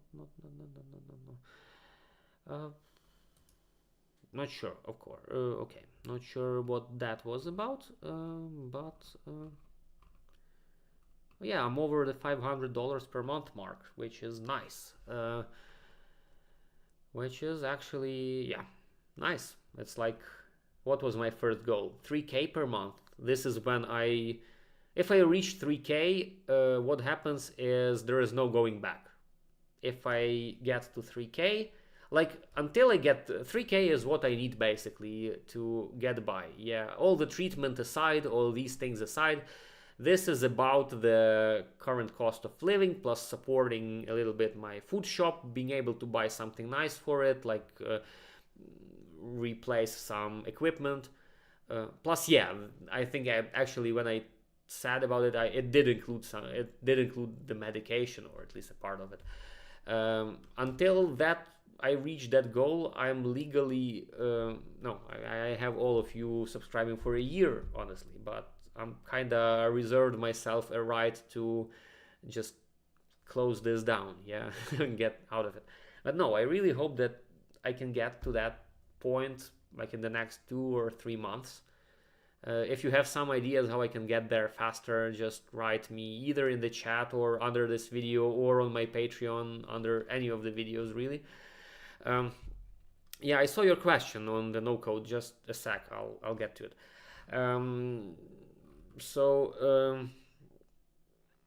Yeah.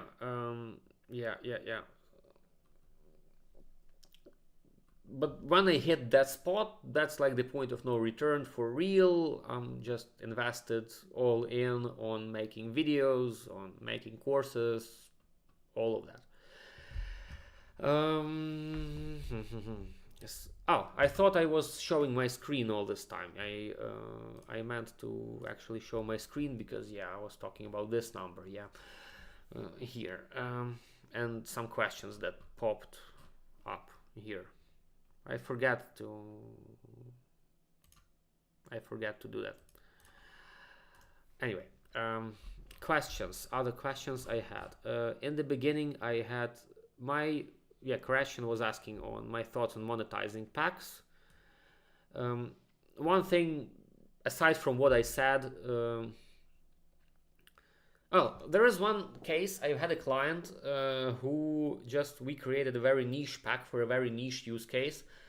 I created a doc and the pack for him, and I actually can show it to you. I think I will make some like show and tell video about that project because I have a permission to show it.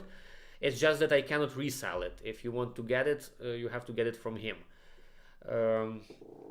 I created it. It's it's for video editors, for those who edit their videos and then they want to have an expert of their timeline in a specific format, and then they want to analyze the timeline for like audio that they've used, the amount of licensed audio that they were using. So I made a specific pack for that specific use.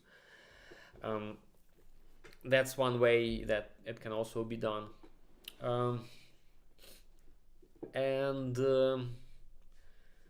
What can also be done is that you just create your own backend and you make the pack free, but you charge for your backend basically.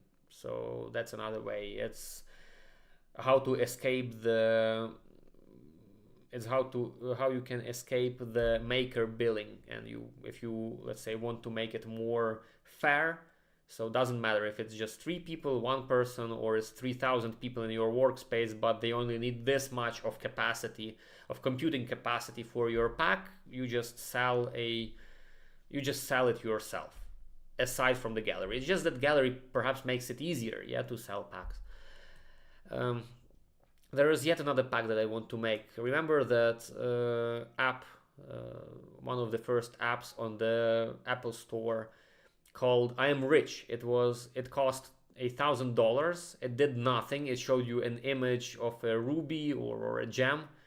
That was also very like low quality image.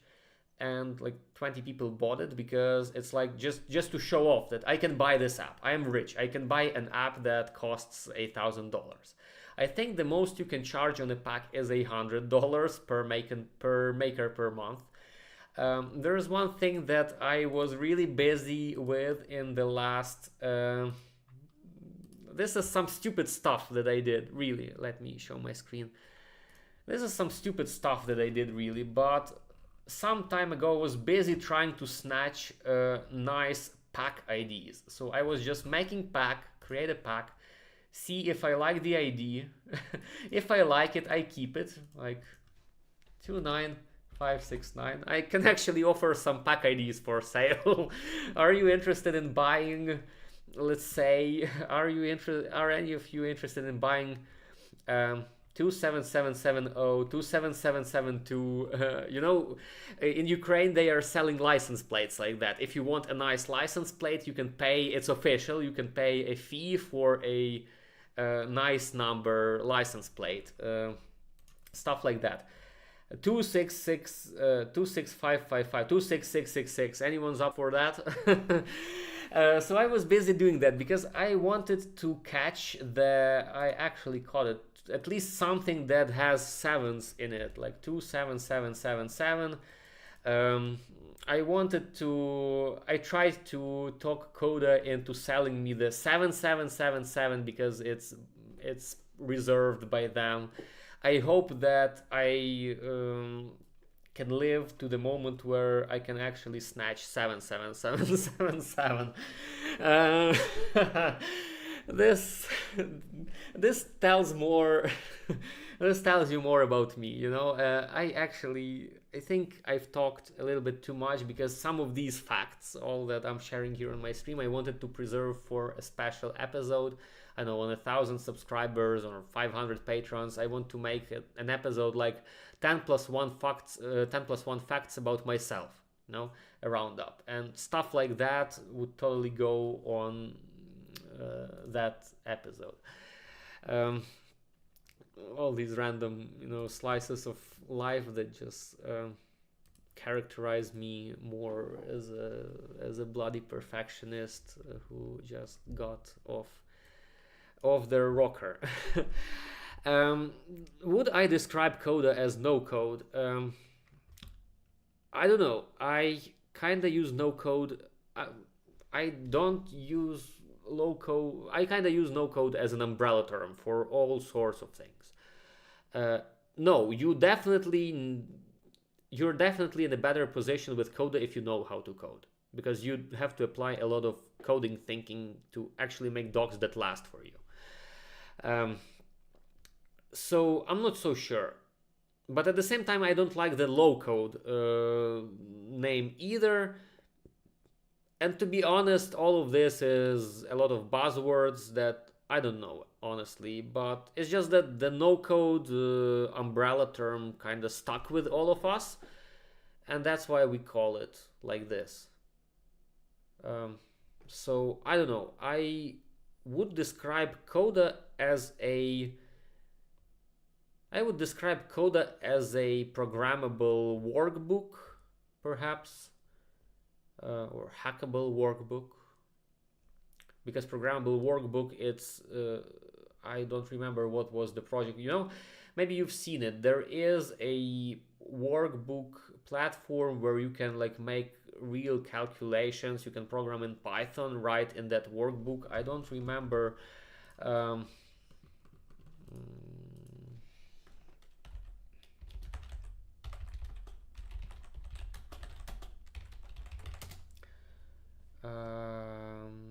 Jupyter, no, not Maker Pro, but not, well, the first that I find is Jupyter, but it's not that. It's something similar, I guess.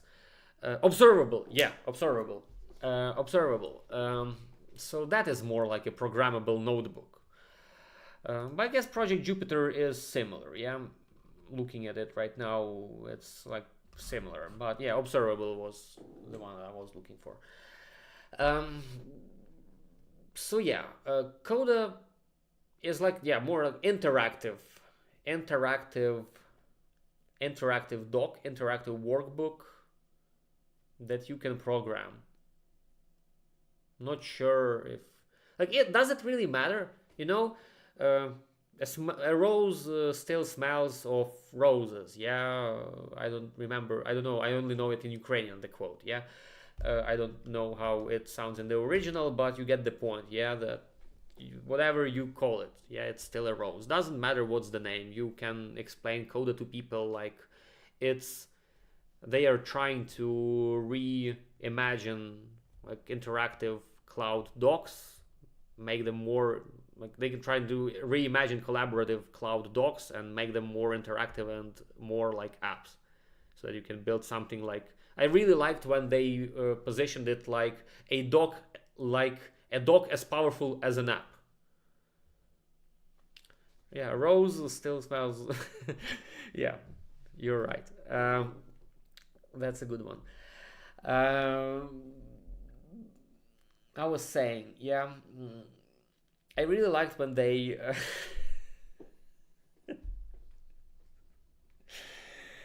Yeah, a good one. The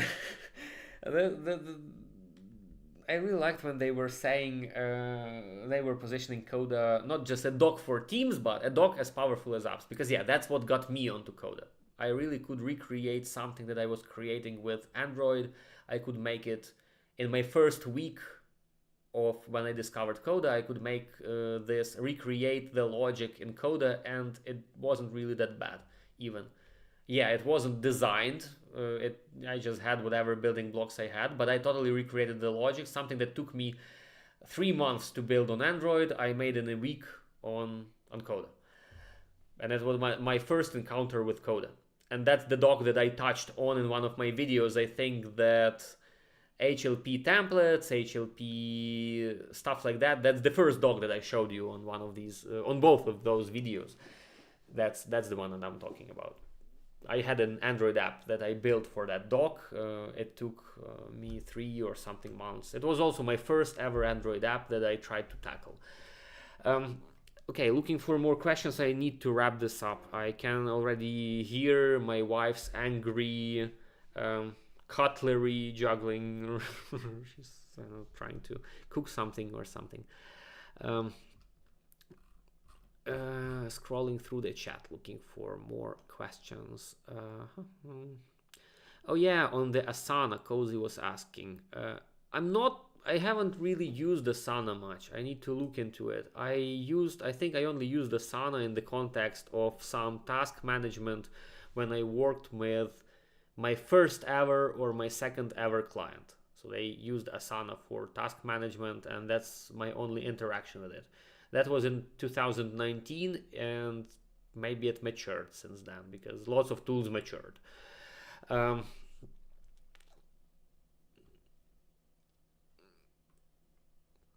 And for yeah, the question is for private hubs for clients that pull from all our data. Yeah, the thing that this is what I tried to solve with Sync Tables Pro. The best practice there that I don't think you can replicate it easily with any other workflow. Just go on my YouTube channel, really, because it's there. It's there if you go on my YouTube channel. Oh, hey. There, aside from all the videos that I'm doing now, there are also these playlists of all videos that live here.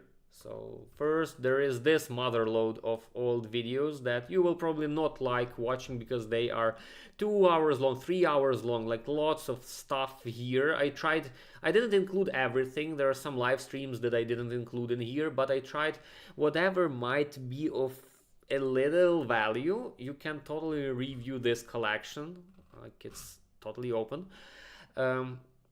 But I think here I'm talking about CrossDoc Plus. This is the one that where I'm talking about this, but also this whole playlist on Sync Tables Pro. This is where I explain and show how to use this CrossDoc replacement pack, and this is where I actually give the reasoning why I made this, and this is exactly that use case that I was trying to solve for. So you have one big table of tasks for all clients, but then you want to share only a portion of it securely. You have basically a few options. With the stock CrossDoc, you have to create a separate view, then you have to create a doc for that client. You have to drag in that view into that doc, and if you have yet another client,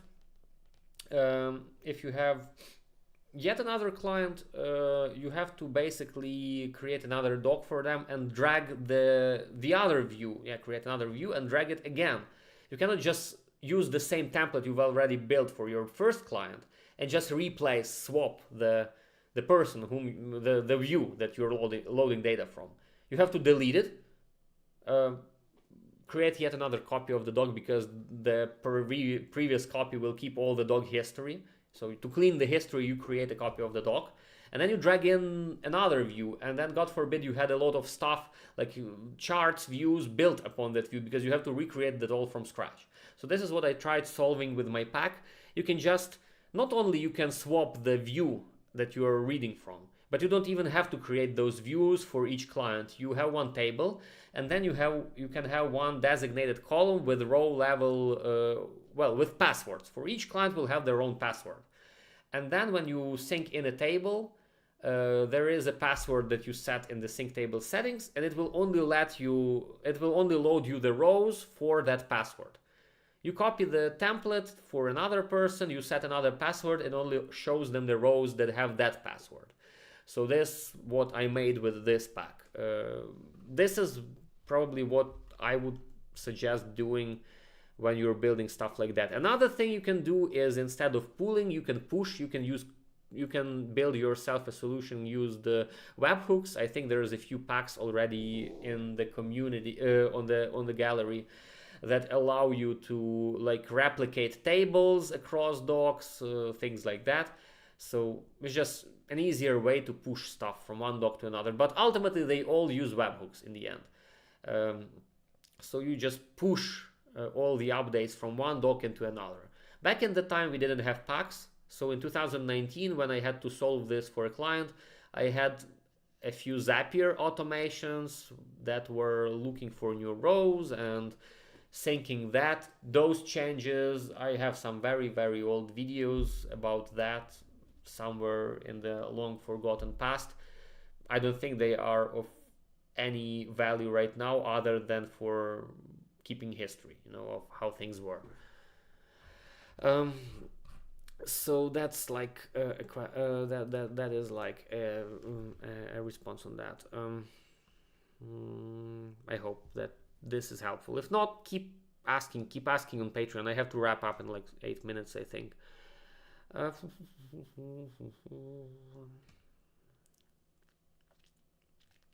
looking through the chat. If I forgot any of your questions, please just bump it, write it to the messages. In the end, I already have tired eyes. Yeah, it's 10 p.m. here.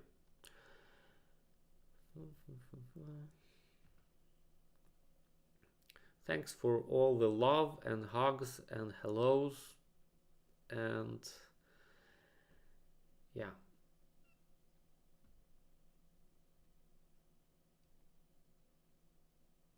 Does Coda itself, oh yeah, I missed that one. Does Coda itself ever reach out to work with you? Do you have to get to a certain level first? Can they become a traffic source? That's a good question. I don't, well, I don't do work for Coda, but as a community champion, I have the privilege to be with them on their chat, yeah, on their Slack workspace. There is one wider workspace with with many sorts of makers. It's like invite only. They decide whom to invite. I don't really have any control over that. I think I've nominated several people. This is like, yeah, that's the community they have. But yeah, ever since I became a community champion, and to become a community champion, you just have to answer questions in the community, be active, show that you're willing to help others, you're willing to share. There is, I think, a dozen of us at the moment, maybe more. I don't really know. I haven't heard of any new champions lately in the last like a year or two. But I haven't really seen many people jumping up, in the community. I think if ever somebody out of like some of you appear there and start answering questions, they will consider for also giving you the community champion badge, and it comes with some perks. Like I have a free Coda workspace on a team level that I can use. I actually have all of them free because in Ukraine we now have this like promotion. I hope we never, like with the Oscars. I hope with that Oscars for the Mariupol film. I hope we never had that. I hope we never had that offer in the first place, because of all the war relief and stuff, we can use Coda for free. You just have to ask support for it. If you're in Ukraine, you can use it for free. They're giving it for you for free. But we as community champions also can use it for free. And another benefit is that since forever I've been in Coda's internal Slack, and I've had access to their engineers and support people. And it happened a few times that their support people reached out to me or reached out to us in that community champions chat, asking if we can help them solve some of their clients' problems.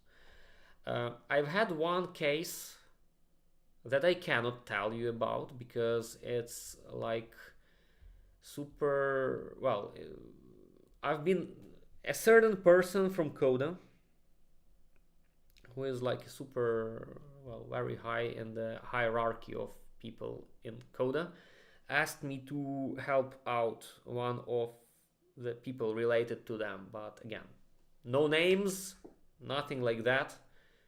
So I had this sort of exchange. Coda is sometimes sending me, because I'm part of their experts directory. The experts directory, by the way,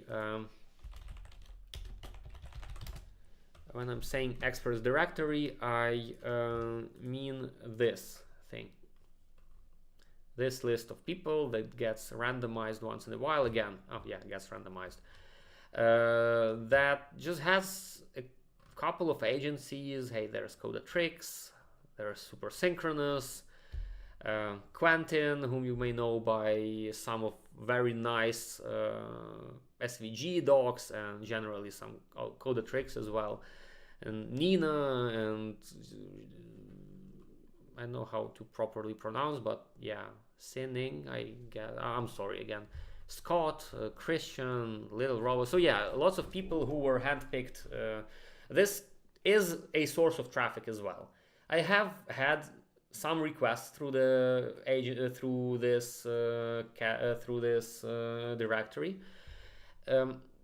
cannot say that there were a lot of quality ones, but quite a few were. So if a couple of people found me through this directory, and they were nice clients to work with. But very often I also get some sort of spam, like build me a doc for $100, and then they send you, or build me a doc for $200, and then they send you a 70-page spec doc. And then when I replied to them that you must be delusional or something, no, I didn't reply to them that they were some other expert, because they reached out to many experts, and some of the experts who were like more sharp-tongued told them that they were delusional, and they came back that this was an hourly rate. But clearly, when you try to get in touch, it asks you the budget for the whole project, not project budget, not the hourly total budget. So if the person either the person tried to step back and retaliate by saying that, or they were just not very caring character, they didn't read these, and it's not worth working with people like that. So I think also, aside from that expert directory, Coda sent a few people my way. I know that I only worked with about a third of all people that came to me through this channel. I think the best channel was in the beginning. I was the only one, or actually there were like maybe a few of us consulting on Coda, and I was making lots of videos and lots of topics from the community, so I was just getting people organically. They would come to me because they would see one of my answers. That was the best thing. And I lost that spark by being absent from the community in 2022, 2023. This is what I'm trying to regain. I don't really want to take, as I said, client work anymore, because it distracts me from what's ultimately my big goal. Is to put out all the learning content, make the courses, make it make this thing a recurring one, automate the courses pipeline, build a directory of experts, become the expert who taught other experts, monetize off packs, courses, other materials, so things like that. I don't need too much, to live. I hope that I just get at some point where it's super sustainable, and then I just try to invest in crypto or whatever. I'm not getting rich out of Coda alone. It just helps me towards my next step on something. Yeah. How do I see Coda evolving in the next 2 to 3 years? I just hope that some big player like Oracle doesn't buy them out. I hope that they don't get to the point where they struggle and have to sell out, because then it's been from there to it's been a great journey ladder. There is a very short path. Then all of this gets shut down probably if somebody overtakes. So I hope that the goal is not to sell out. This is what I hope. Here I wanted to also shout out to Shishir, the CEO of Coda, because the fact that Coda doesn't try to monetize off us experts doing, webcam, us experts doing expert stuff. I see that there's some new questions. Where was that question about the 2 to 3 2 to 3 years? How I see Coda. This guy Shishir was actually, as far as I know, responsible for bringing monetization to YouTube. So back in the days when YouTube was not even under Google's orbit, he was the one who advocated for the idea, let's take our ad revenue and share it with people who upload videos to our platform. So I think this kind of ethic is prevalent in Coda. Let's give makers the tools. Yeah, right now we are in a decline, right? Well, now we are in not we are recovering. Yeah, the economy, the global economy is recovering, but we have all the political processes, and still the war is going on. Then we have another war in the Middle East, and yeah, all sorts of stuff. But the decline in 2023, it feels like it's getting better. But of course, Coda had to a little bit, yeah, care less about just giving out everything for everyone, and care more about getting all those um, enterprise clients. That's why all their marketing right now is more focused on big, large companies, enterprises, and so on. That's why the videos they post right now is on OKRs and yada yada, business, yeah. Like the Unikitty and the Lego movie said, business, yeah. So that sort of things, not appealing to the just individual maker.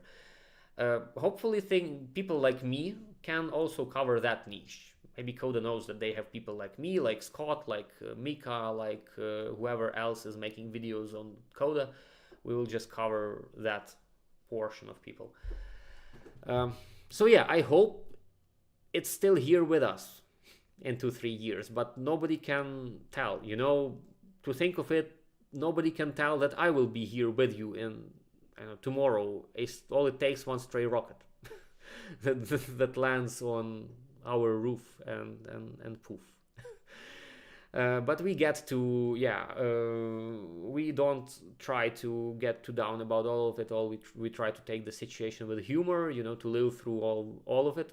So it's okay to joke about it. We joke at ourselves about it. We joke about everything. That's our national trait.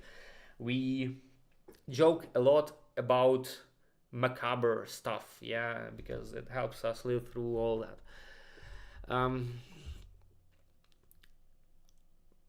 Yeah.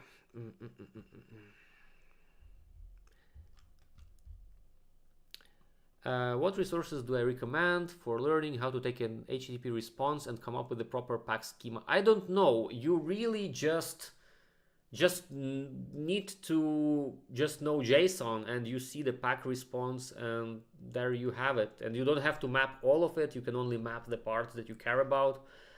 But I don't really know, but that's a good question. If you can, Gretchen, because I don't know if this chat will be preserved for me or not. Write it down, copy paste it somewhere, and send it to my Patreon or something, because perhaps at some point I will record a video just about that. Yeah, about how to work with APIs. This is also something that I wanted to do. Thank you, Mr. Octopus, for the shout out. Yeah, then there is another. The transposed thing, yeah, I would also love to see that natively. I would love a switch that would make any view just a transposed view. Maybe we are getting it. See, we just got swim lanes. I don't know if we got that or not, or is it just the beta? I don't know, honestly, if we've already got it, but I've had people who've already gotten them. I've seen people who have already gotten them. If not, that's you. Well, be quiet about it. So we are getting left grouping on cards. So it's not just going to be in the top, but on the left as well. So you will have a grid of cards now, something that is coming to Coda. Or maybe it already came. Honestly,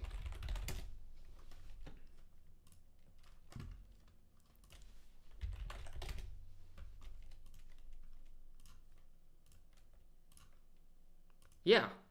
No, wait. Oh yeah, finally. Yeah, we have multiple level of groups right now for cards, and also can we group in the cards in the top? Yeah, well, seems like, yeah, we can finally multi-group cards between things. Yeah, and we also have swim lanes now. So yeah, they just dropped this. I hope that the transposed view, where they basically just swap columns and rows for the table, is also coming sometime soon, if they started tackling this kind of things. Um,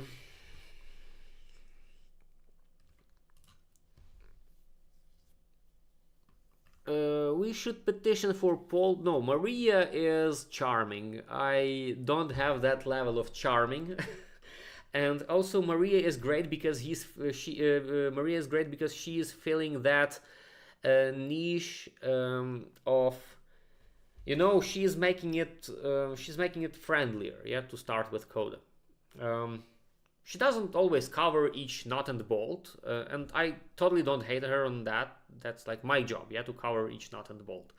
But her videos are approachable. And by the way, did you know that Maria actually is not with Coda anymore? I mean, she is only part time. She's only gonna do some part time work for Coda, but she's an actress. She's always been inspiring to become an actress, and I think she got a job or a role in some of the theaters, because that's at least what I got, an email or a goodbye email. So she managed to land her dream job as an actress, and she's only gonna go make videos for Coda like once in a while. So it's not like she's gonna. So yeah. I think Rocky Moon took her place now. Rocky Moon, you may know him from the doctorate program, because Maria and Rocky were running and are probably still running the doctorate program. Am I planning to do a video course about more advanced stuff? Yes, I did want to do this. So my original plan was to have a few courses, like the superpowers course, the basics course, the one that you, if you look into it, gosh, I'm keep struggling with this too. So that's the course I ran for that live cohort of people. It was based on this big plan of stuff. So you can find this topic fundamentals course. So this was the fundamentals course. Wondering if you can actually zoom in. Yeah, no, there is a there is an original image somewhere that you can click and you can totally like zoom in on it. This was like the basic, what I wanted to do as the basic course. Oh, Dan, I don't think I know Dan on the doctorate actually. I took the doctorate when it was the very first cohort of doctorate. So these were basically each of these were a video for my fundamentals course, and it doesn't talk about, like, I already touched on some topics that are not here. The HLP, the helper, some of the helper tables, and how to make a dialogue in Coda. These are for what I initially imagined for that advanced course. This talked about, yeah, how to map data into models, how to map models into tables. Basically, this is something that I want to now talk about, the databases, yeah. Formulas, module, actions, and then publishing and all sorts of stuff. So yeah, each sticky note had to be like one video. Honestly, most of these, if not all of these, you will see on YouTube channel. So each one of these will become a video, basically, eventually. The more advanced stuff, I wanted to make a separate advanced course all about user interface, like explaining things like which chart is best used for what kind of use case, or I don't know, how to generally build interfaces in Coda. But I think they will still end up as videos on my YouTube. I will just film them whenever I feel like this is the time to talk about it.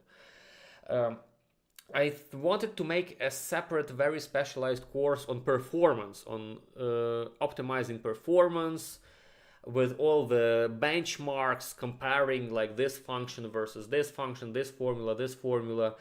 But again, I'm already working. I have this video in the works. It's just that my computer crashed on it for some reason. I cannot recover that project. I will have to refilm it, I guess.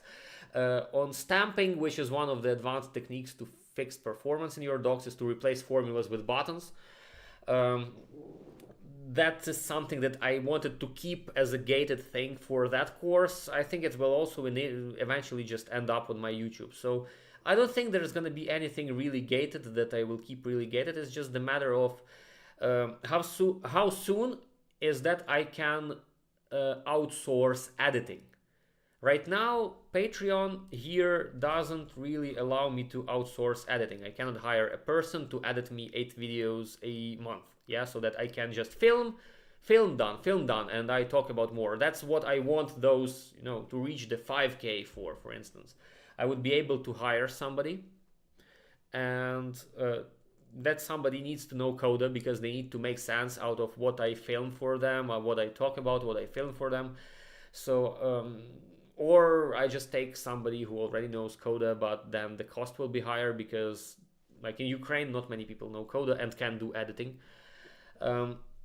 So if I could outsource that part, that would leave me a lot of time to talk about more stuff here.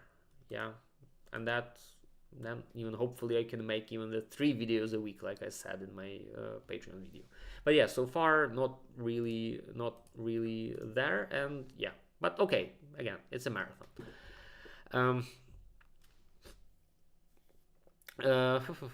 Yeah.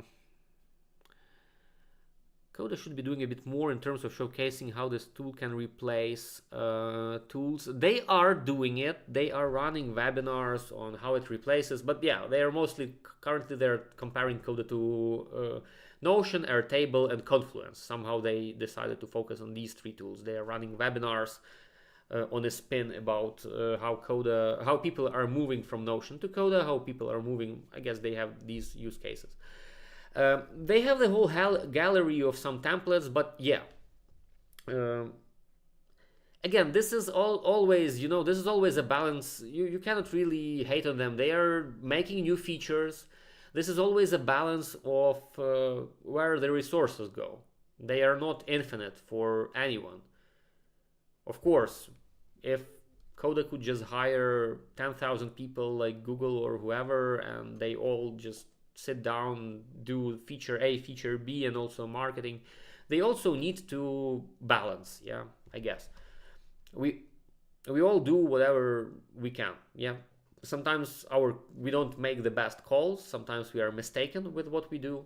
Like I might be mistaken with what I'm doing right now. Maybe my skills would have been better applied elsewhere, but well, I'm doing this. I believe in this. This is what I chose to do for now. So are they. They are focused on something else. They were focused for the best of the last year. Or the last few years, they were focused on AI, and that's also understandable because if they didn't focus on AI, they would miss out the hype train. Yeah, everyone would have the AI, and Coda wouldn't have the AI, and that would be like the laughing stock of the Silicon Valley. Like this product doesn't have AI, so they kind of had to put effort there as well. They should invest more into marketing. Can't agree more, but again, as I say, we just all have to be mindful that everyone's trying to do the best they can to the best knowledge they can with the resources they have. That's always like that. We're all just trying to find balance here. We all wish for a magic wand. I sure wish for a magic wand. That would solve a lot of things. The one thing it would solve is a neighboring country that we have, but yeah, unfortunately, yeah, we are stuck with what we've got. Yeah, localization. The thing is, Coda is just not so expanded into other markets that much. It just found its way accidentally into European countries, into Ukraine. We have like 20 people in Ukraine doing stuff with Coda.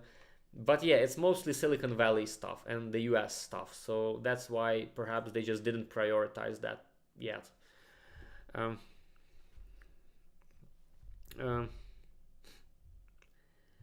That photo, yeah, I eat on the no. You see, I have a black table here. That's where I eat usually, in front of my computer. No, we've moved. That photo was taken. Yeah, if you're about this photo, that photo was taken in 2000. 2022, early 2022. That happened, yeah, February 2022, 4 days before the war started. So this is when I finished planning out the course. 4 days before the war started. It was our previous rented apartment. Now we managed to buy the house. Somehow magically here. They are not as costly as there in the US. It's actually a 5-digit figure here. So yeah, it's not our table anymore. But I kept the sticky notes. I think I still have them in my box of trinkets or in my box of memories somewhere on the attic.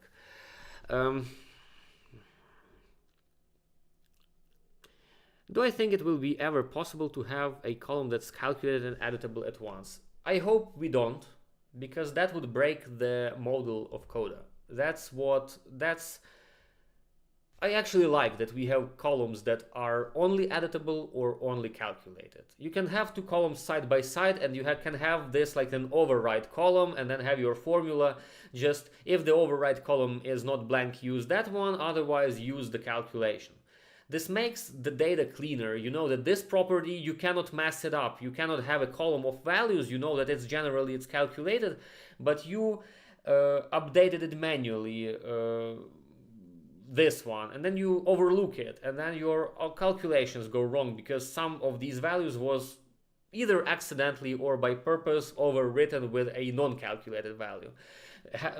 Having columns like this, either calculated or editable, helps with this working in a way that's in Coda being that you can anticipate what happens. Yeah, predictable. It works in predictable way.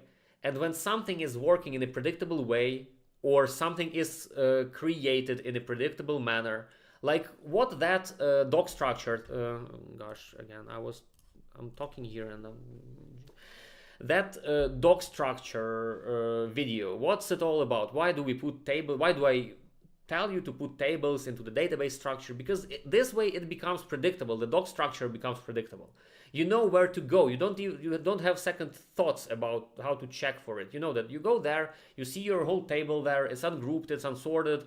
You can trust your eyes. You don't have to go and recheck. And the same with these columns. Yeah. You know that this table is a formula. Okay, the data is correct there. It's always calculated with, if the formula is correct, the data is correct. There is no instance where it's overridden with, it's not overridden.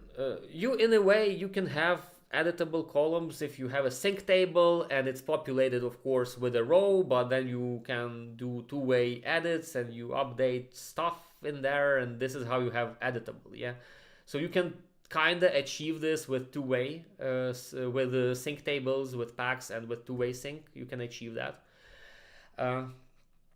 Then you can achieve that probably if you have canvases. If in one column in one cell you can have a canvas that's like you type text into it, and in another column, in another cell, you can have a canvas that's calculating some formula for you.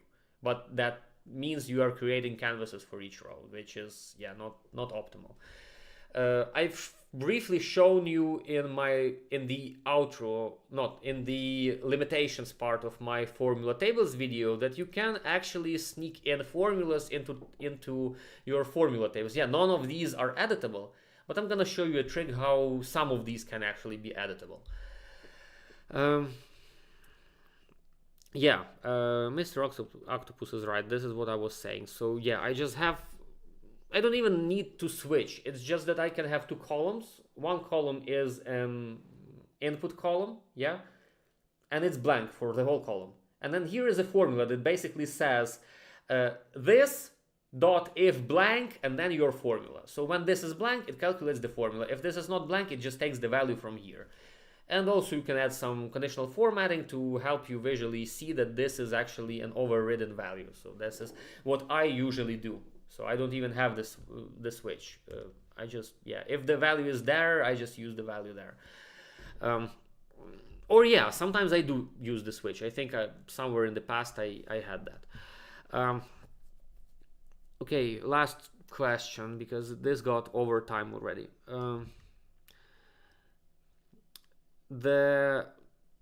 And I caught up with the chat. Will canvases ever be a real sub-page?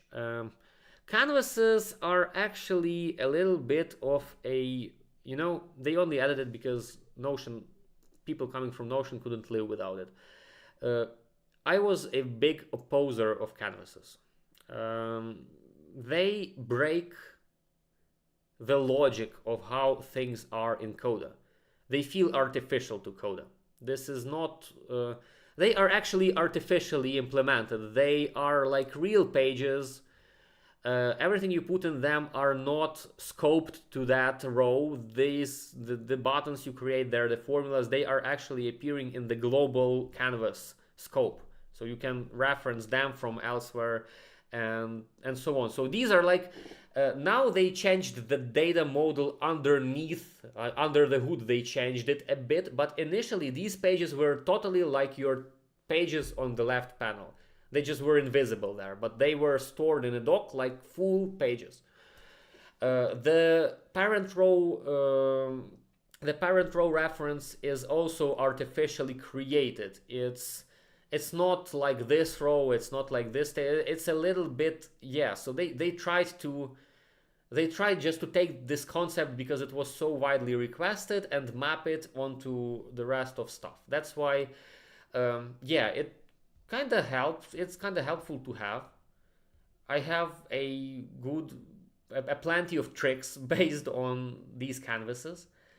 Like, a lot of tricks based on canvases that became just a tricks mother load, really. They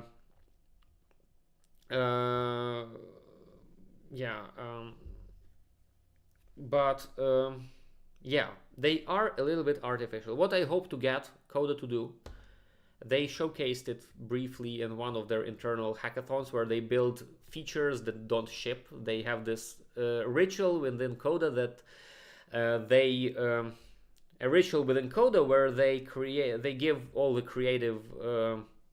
creative license to many teams. With the license of to many teams within Coda, and they try to come up with different features that are not guaranteed. That some of them are taken into production, like buttons was one of such features that was a hackathon feature, or something else as well. I think AI also started out as a hackathon feature. But yeah, they are free to experiment with whatever. We had all sorts of crazy. I'm usually invited as an external judge. Community champions are invited. So there's been some crazy projects like Zoom, like video calls right within Coda. A Clippy, like an assistant within Coda that's like old Microsoft Word Clippy thing. Somebody built that. We held, like lots sorts of crazy. I think we had Coda. You could make music with Coda. So one of the project was about making music with Coda, using Coda as a musical tool and so on. So all sorts of crazy stuff. And one of such project was actually about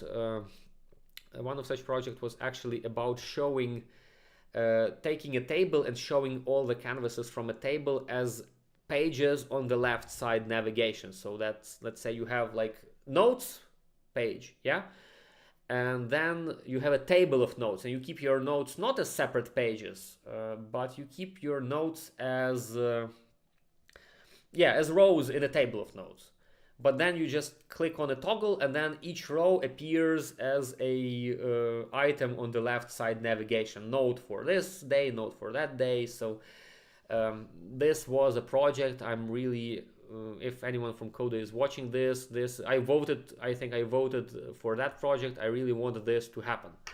Now that they made pages a paid feature, essentially. By the way, do you know about the Add Pages pack? Coda doesn't like me for doing this, but at the same time they couldn't really do anything with it because it uses Coda API. But I made a pack that allows you to add pages even if you are not a maker. I tried to remedy the situation that a lot of wiki people got themselves into. So if you're still on the stream, I'm wondering how many people are still on the stream. 17 people. Okay, this has been a crowded stream, really. I have a pack. It's not a replacement for becoming a doc maker. I am actually asking people to add me as a doc maker in the client's namespaces, because I just cannot create. It's just not useful. It's just not useful. I mean, it's just not convenient to use it. But I created this pack. It's free. Its source code is free. What it does, it uses the Coda API to add page. All it does is it creates here. You can totally learn from the code. All it does, it basically just creates a page using the account of whoever installed this pack. So this is one thing that you can do if your team got locked out of this pages, and they are just using pages like to make meeting notes or whatever, and it's not that convenient to do this in a table. So that's one thing. Show height columns with formulas. This actually, I wanted to touch briefly about this on the stream. Part of what I did last year was 2 projects that got banned by Coda for a good reason. One of such was the comments pack, but I will show you. I will show you really how you can load comments into your table. Reference comments into your table without the need for a pack. I actually will. At some point, I will show you that, how to load comments from your doc into your doc so that you can reference them with formulas. That got shut down because they didn't like that I was looking into the internal doc structure and basically decoding it, because they said that this could bring in some problems. This can have long-term effects on on Coda themselves, because I am using quite some tricks here. Actually, I'm using them in the formula tables as well, so I hope that they don't shut that one down. But if they do, I can just cut it down. It will not support references, but it will still support text and numbers and things like that. But because right now, you can do a lot of tricky things with the formula tables pack. It can render you canvases and buttons and things like that are pretty hacky. So this they were worried that first you had to share this doc with me so that my bot could scan it and read the comments out of it, and it had to load the doc on my server and decode everything in this doc. Comments are not even searchable. I didn't know that. I don't really use them. Whenever I need comments, I just have a table and I create some sort of a user interface to leave comments there. But yes, you can load them actually into a doc without a pack. There is a hidden table that you can access. You can get your doc disabled for reading from it, but I think I have one doc where I actually do it on a regular basis. I just dump the freshest comments using a secret formula into a table of my own.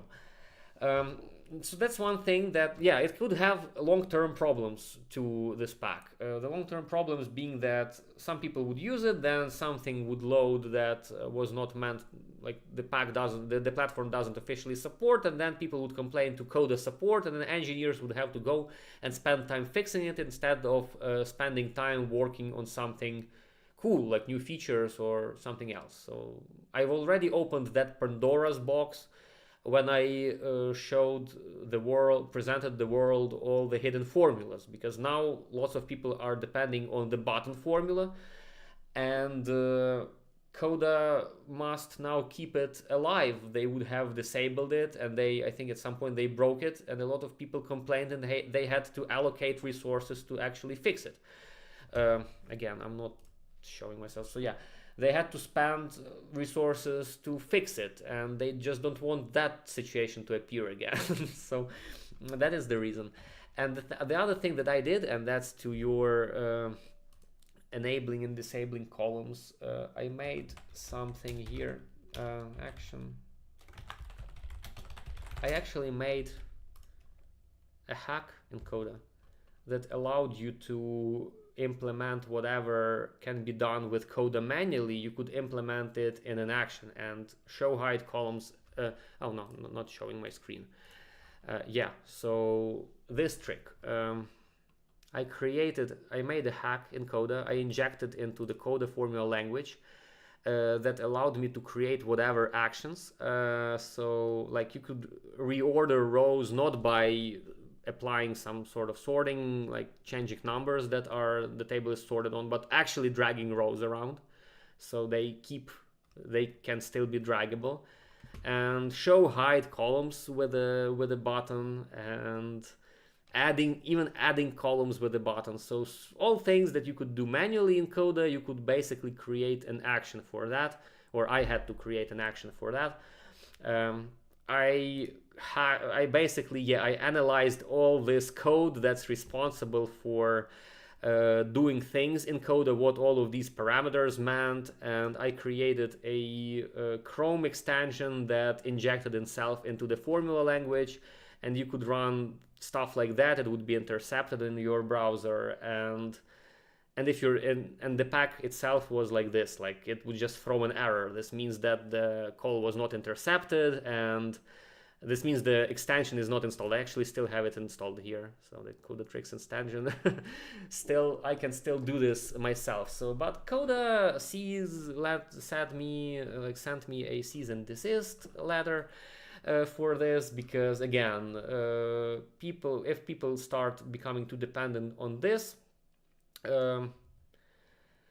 first, this code can change anytime, yeah, and instead of add column and respond, and the parameters order can change, and suddenly this is not caught by Coda, but the event gets sent to the Coda server, yeah, and you don't see nothing happened, yeah, the column wasn't created, but the event for creating a column with the wrong parameters was actually recorded on the Coda servers.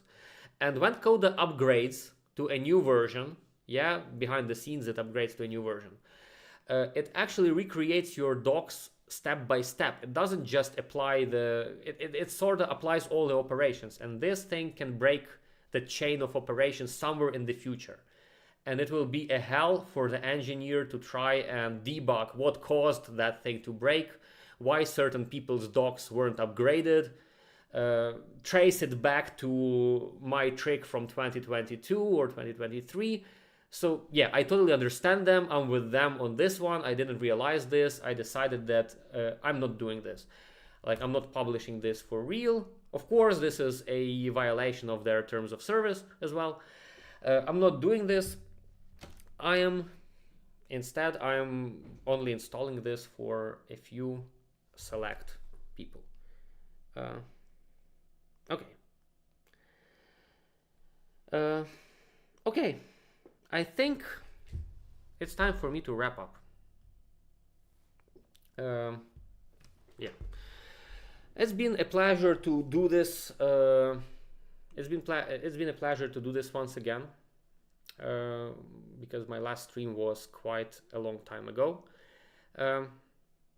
Yeah, I think I'll see you in a month, and for that at that stream we will actually have something like real questions, real answers. I'll get more prepared for that.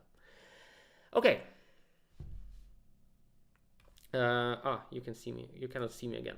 So yeah, I'm waving you. Bye. Bye.